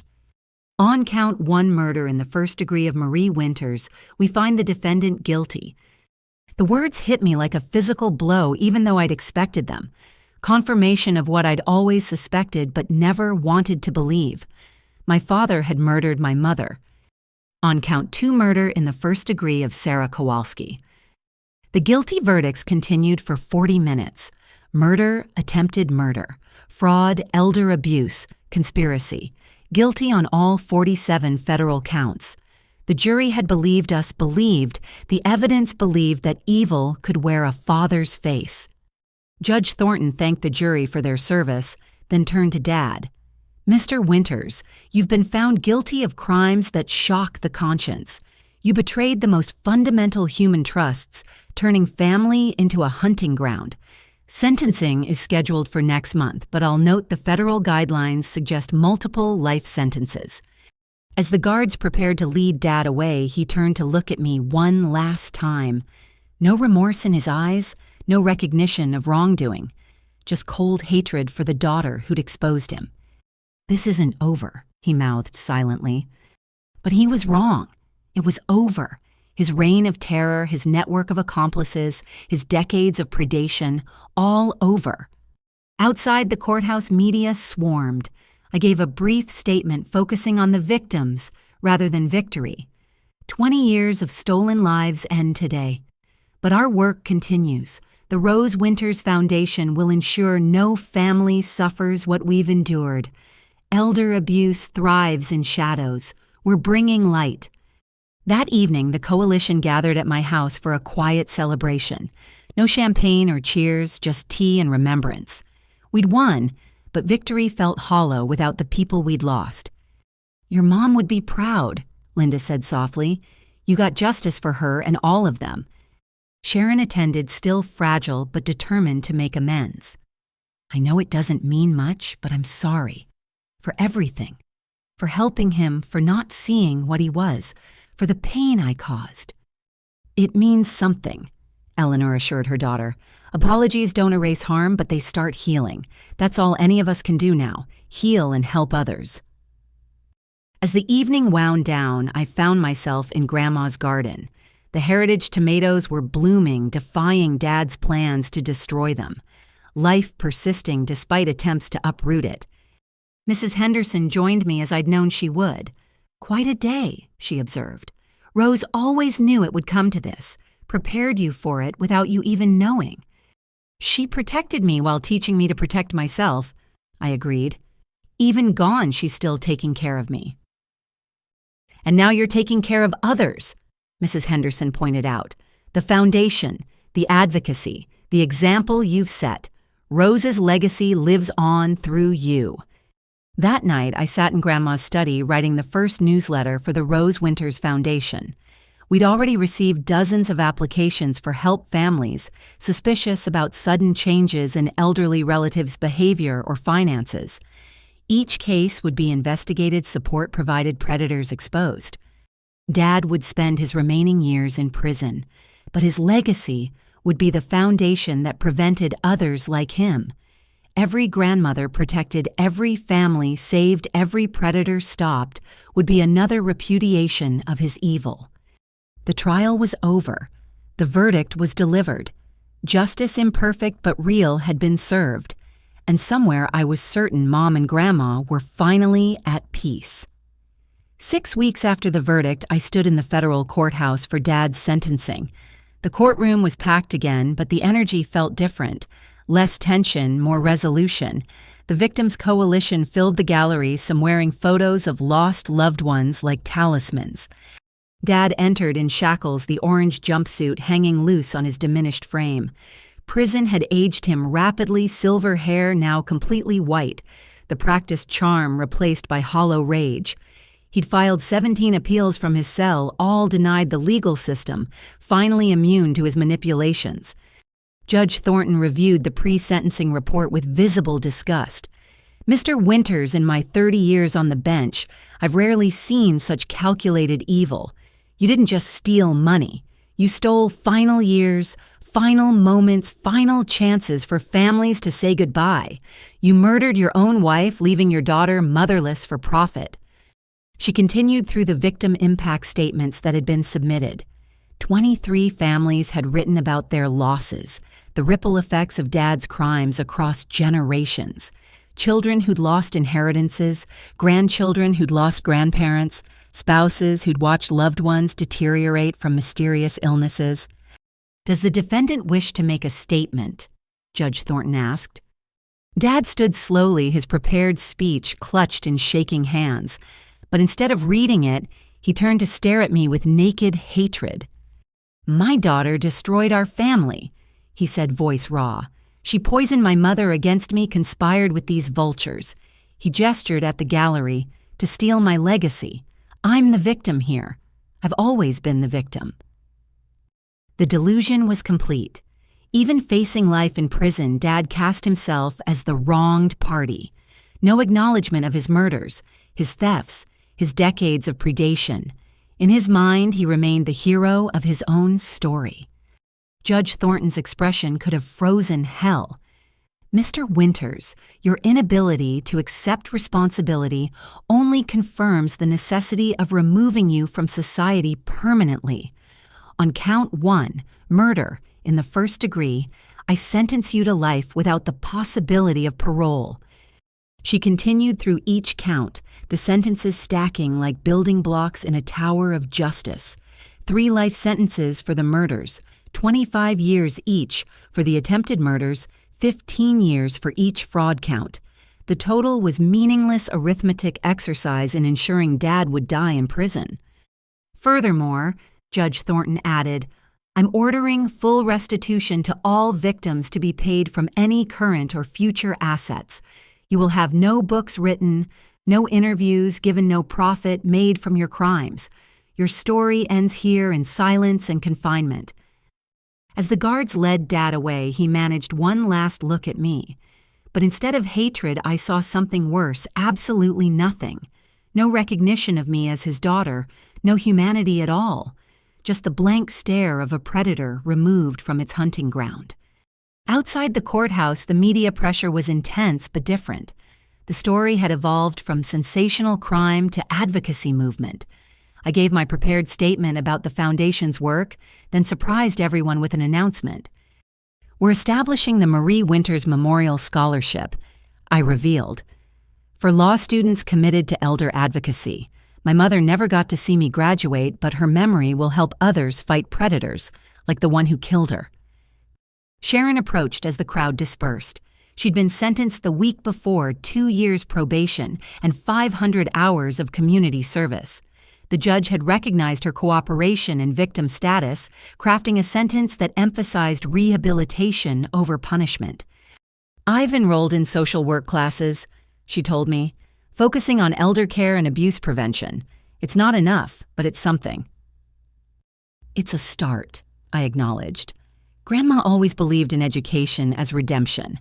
The foundation's work had exploded beyond our original scope. We'd hired full-time staff, established a hotline, created educational materials for families. Banks had started partnering with us to flag suspicious account activity. Medical professionals attended our seminars on recognizing drug-induced confusion. "Your grandmother lit a match," Eleanor McKnight observed at our board meeting that afternoon. "You've turned it into a wildfire of change." The impact was measurable. 3 elder abuse rings had been exposed using our identification methods. Dozens of families had intervened before theft or poisoning could occur. Legislation named for Grandma had passed in 7 states, increasing penalties and mandating reporting. But the personal aftermath was harder to navigate. I still lived in Grandma's house now, officially mine, but forever hers in spirit. Some nights I'd dream of Mom alive and laughing, warning me about Dad in words I hadn't understood as a child. Other nights Grandma visited my dreams, proud but sad, the weight of protecting me evident even in death. The trauma manifested in unexpected ways. I couldn't drink tea others prepared the association too strong. I obsessively checked locks installed. Excessive security started at unexpected doorbells. Trust even in innocent contexts came hard. "It's normal," my new therapist assured me. "You've discovered your entire life was shaped by a serial killer's choices. Processing that takes time." Bethany Coleman's book had been fast-tracked for publication. Inherited Evil Inside the World of Elder Predators was already generating advance buzz. She'd interviewed dozens of victims, creating a comprehensive guide to recognizing and stopping such crimes. "I'm dedicating it to all the grandmothers," she told me over lunch, "the ones we lost and the ones we saved." The book's publication coincided with a national conference on elder abuse that the foundation co-sponsored. Prosecutors, social workers, medical professionals, and advocates gathered to share strategies. I delivered the keynote address standing before 500 people who dedicated their lives to protecting the vulnerable. My grandmother knew she couldn't stop her son alone. I began looking out at the sea of faces. So she prepared me to stand here today, asking you to help stop all the Roberts who prey on family trust. Together, we're building a world where love isn't weakness and age isn't vulnerability. The response was overwhelming. New chapters of the foundation formed in 12 cities. Donations poured in from families who'd suffered similar losses. Corporate sponsors offered support, seeing elder protection as both moral imperative and business necessity. But the most meaningful moments came in quiet conversations. A woman in Seattle who'd intervened before her uncle could poison her mother. A man in Boston who'd recognized the warning signs in his father's new girlfriend. Families saved because we'd made our pain public. Each one matters. Linda Patterson reminded our survivor support group. We couldn't save our own, but we're saving others. That's the only victory that counts. Dad tried one last manipulation from prison, sending a letter through his lawyer, offering to reveal more victims' locations in exchange for a transfer to a minimum security facility.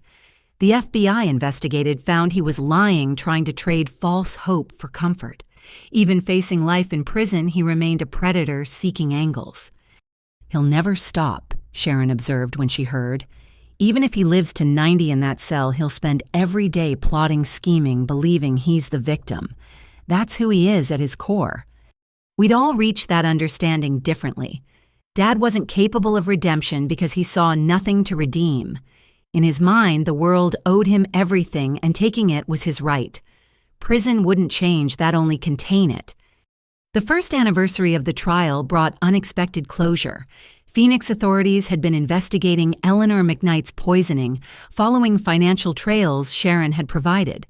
They discovered Dad had partners there too, a smaller network targeting wealthy retirees in desert communities. "Your testimony gave us the roadmap," the Phoenix detective told me. 3 more convictions, 7 elderly victims saved. Your father's network is completely dismantled. That evening, I hosted a remembrance dinner. The Original Victims Coalition had grown to over 50 members each, bringing photos of lost loved ones. We set places for the dead, told their stories, celebrated lives cut short, but not forgotten. To Rose Winters, Linda raised her glass of lemonade, who fought alone so we could fight together.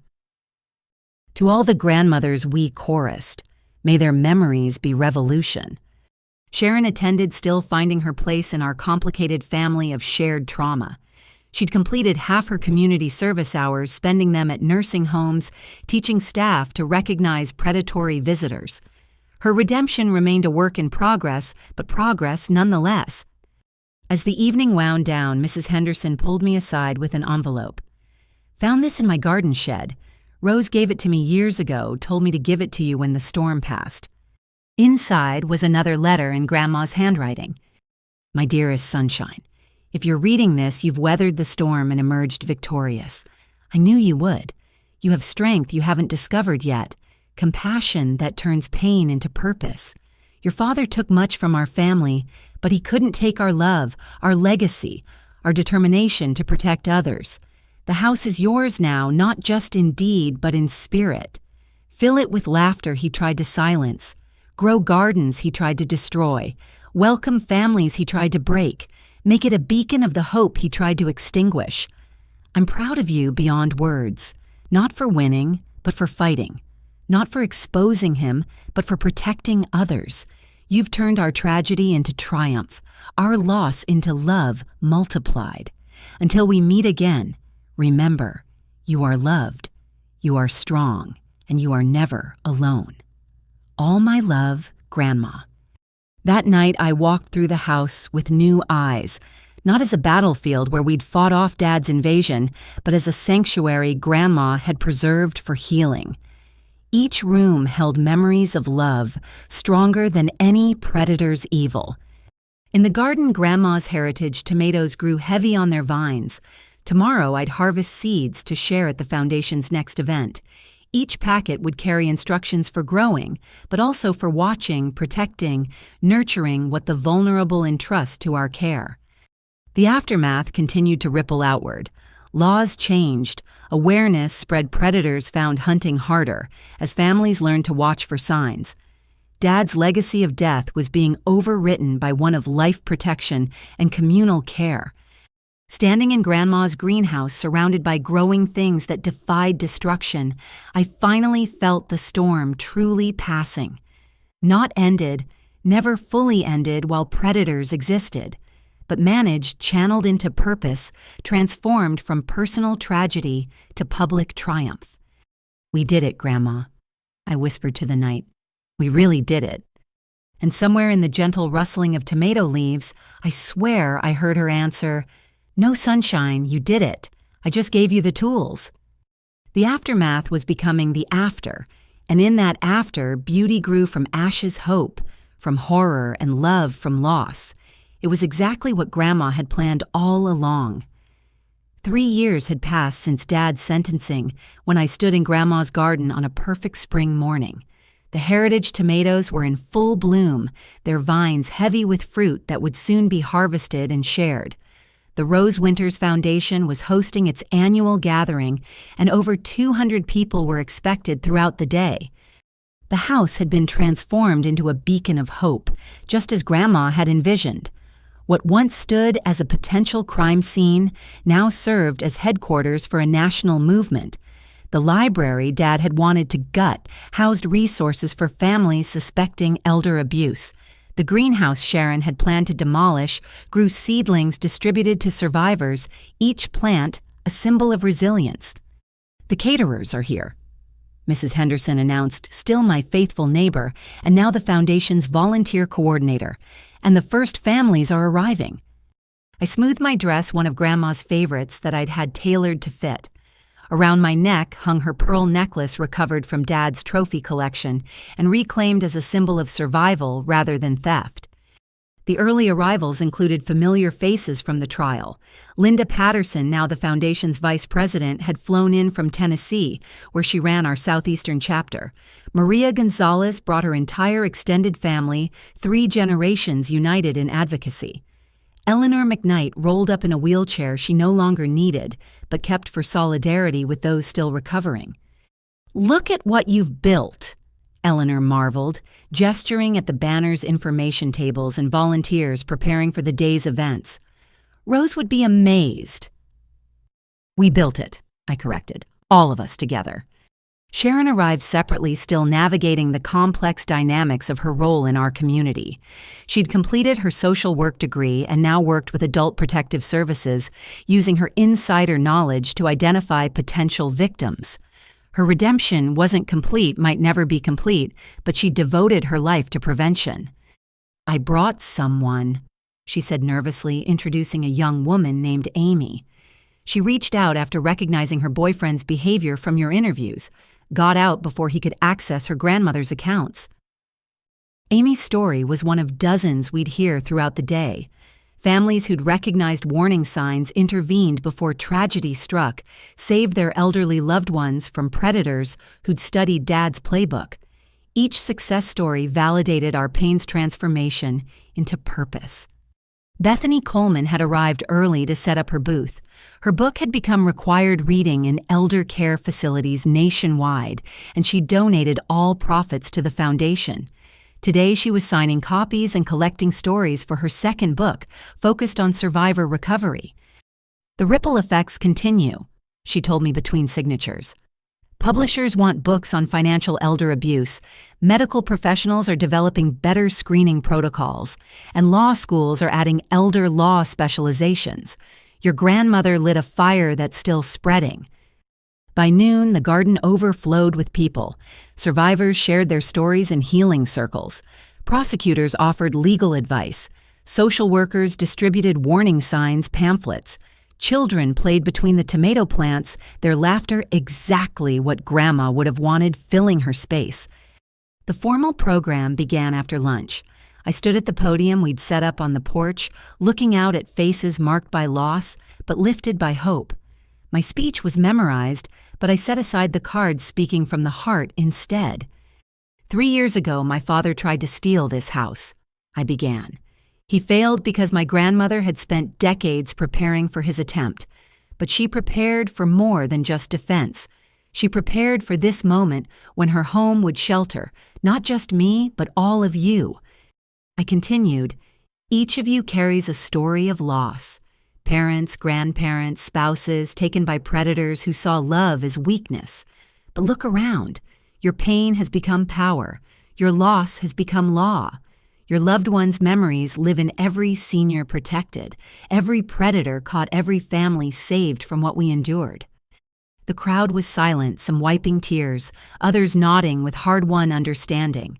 In the front row, our board of directors sat together, Linda Eleanor Maria Judge Thornton, who joined after retirement, and others who'd turned trauma into action.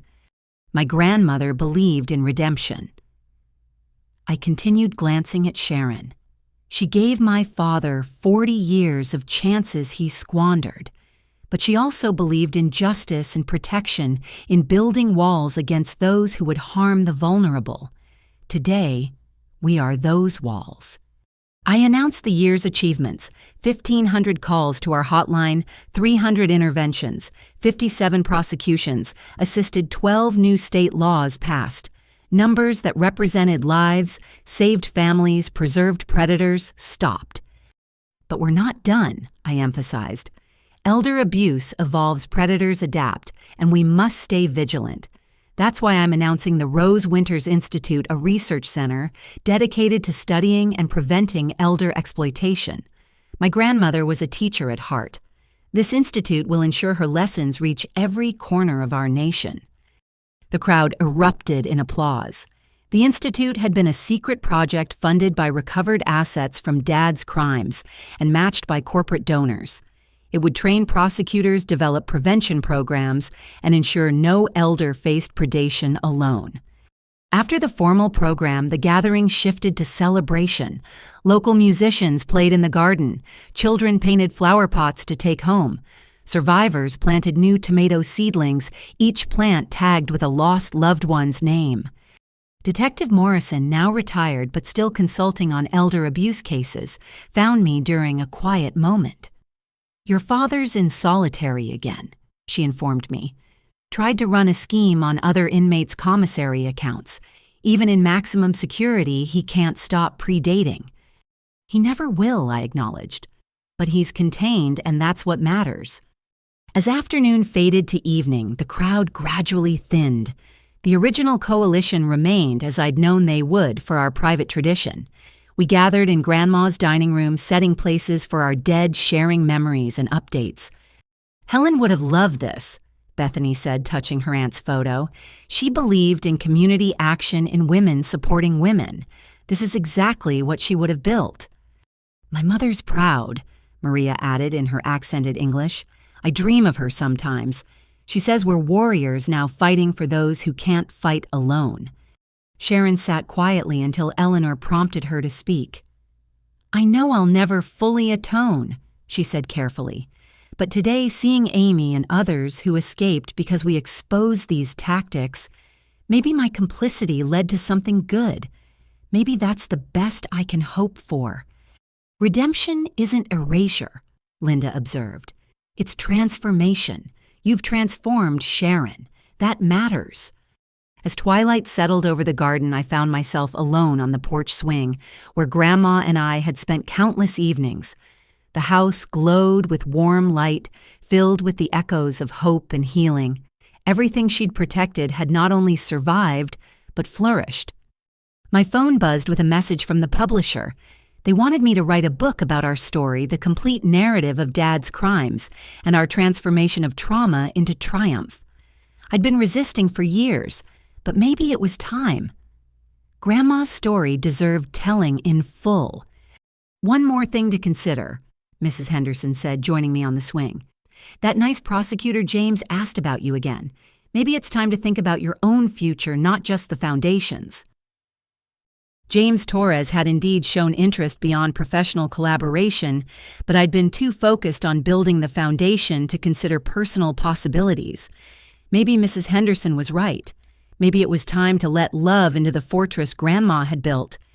"She'd want you happy," Mrs. Henderson continued. "Not just successful, but happy. This house should hear laughter again, maybe even children's voices. New life to balance all the death we've processed." The thought warmed and terrified me equally. Trust came hard after discovering your father was a serial killer. But Grandma had loved after loss, built after betrayal. Her example suggested possibility beyond pain. As the last volunteers cleaned up and the house settled into peaceful quiet, I walked through each room. The walls held photos, now coalition meetings, survivor celebrations, families reunited. Dad had tried to steal this space, but we'd multiplied its love exponentially. In Grandma's study, I sat at her desk and pulled out writing paper. The book would start with her, the woman who'd fought alone, so we could fight together. It would tell of her courage, her foresight, her transformation of one man's evil into a movement for good. But first, a letter to James. Just coffee, nothing serious. A small step toward the personal life Grandma would have wanted for me. A recognition that surviving wasn't enough. I needed to live. The phone rang before I could write. An unknown number, but I answered anyway. A trembling voice spoke. "Is this the Rose Winters Foundation? I think my son is poisoning me. I found your number online. Please, can you help?" "Yes," I said firmly, reaching for the intake forms. "We can help. You're not alone. Tell me everything." As I listened to another grandmother's fears, I felt Grandma's presence like a warm embrace. This was our true resolution, not just Dad in prison, but every elder protected, every family saved, every predator stopped. We'd built her dream from the ashes of our nightmare. The cycle continued, but differently now. Where once predators hunted in shadows, we shone light. Where once elders suffered in silence, we amplified their voices. Where once families faced exploitation alone, we stood ready to fight beside them. "Thank you for calling," I told the frightened woman after gathering her information. "Someone will be with you tomorrow. Tonight, don't drink anything you didn't prepare yourself. You're going to be okay." After ending the call, I finally wrote my letter to James. Just coffee, but maybe the beginning of adding new love to the love we'd preserved. Grandma's house had protected me long enough. Time to let life fully bloom within its walls. The stars were bright over the garden, the same constellations Grandma had taught me to name. Somewhere I was certain she watched with satisfaction. We'd won more than a court case. We'd won a future where her love multiplied across generations, protecting grandmothers she'd never meet from predators like the son she'd loved despite his evil. "Rest now, Grandma," I whispered to the night. "We've got it from here." The house settled around me with familiar creaks and sighs, no longer haunted by attempted theft, but blessed by successful protection. Tomorrow would bring new challenges, new calls, new families to save. But tonight, in the sanctuary, Grandma had preserved all was well. The resolution wasn't an ending, but a beginning, and that I knew was exactly what she'd planned all along. Life lesson. Sometimes the greatest gifts come disguised as our deepest betrayals. Grandma's foresight taught me that true inheritance isn't about property, but about the strength to stand against injustice. By protecting what she'd entrusted to me, I discovered my life's purpose. Her house became more than walls and memories. It transformed into a sanctuary for healing and justice. Family isn't always who we're born to, but who stands with us when we defend what's right. What would you do if someone you trusted tried to take everything from you? Have you ever had to stand up to a family member who was in the wrong? I'd love to hear your thoughts and experiences in the comments below. If this story touched your heart, please give it a like and share it with others who might need to hear it. And don't forget to subscribe for more stories of courage, justice, and the power of love to overcome even the darkest betrayal. Thank you for listening to my story. Remember, you are stronger than you know, and sometimes the family that matters most is the one you build from shared purpose and mutual protection. Stay strong, stay vigilant, and never let anyone make you feel powerless in your own life.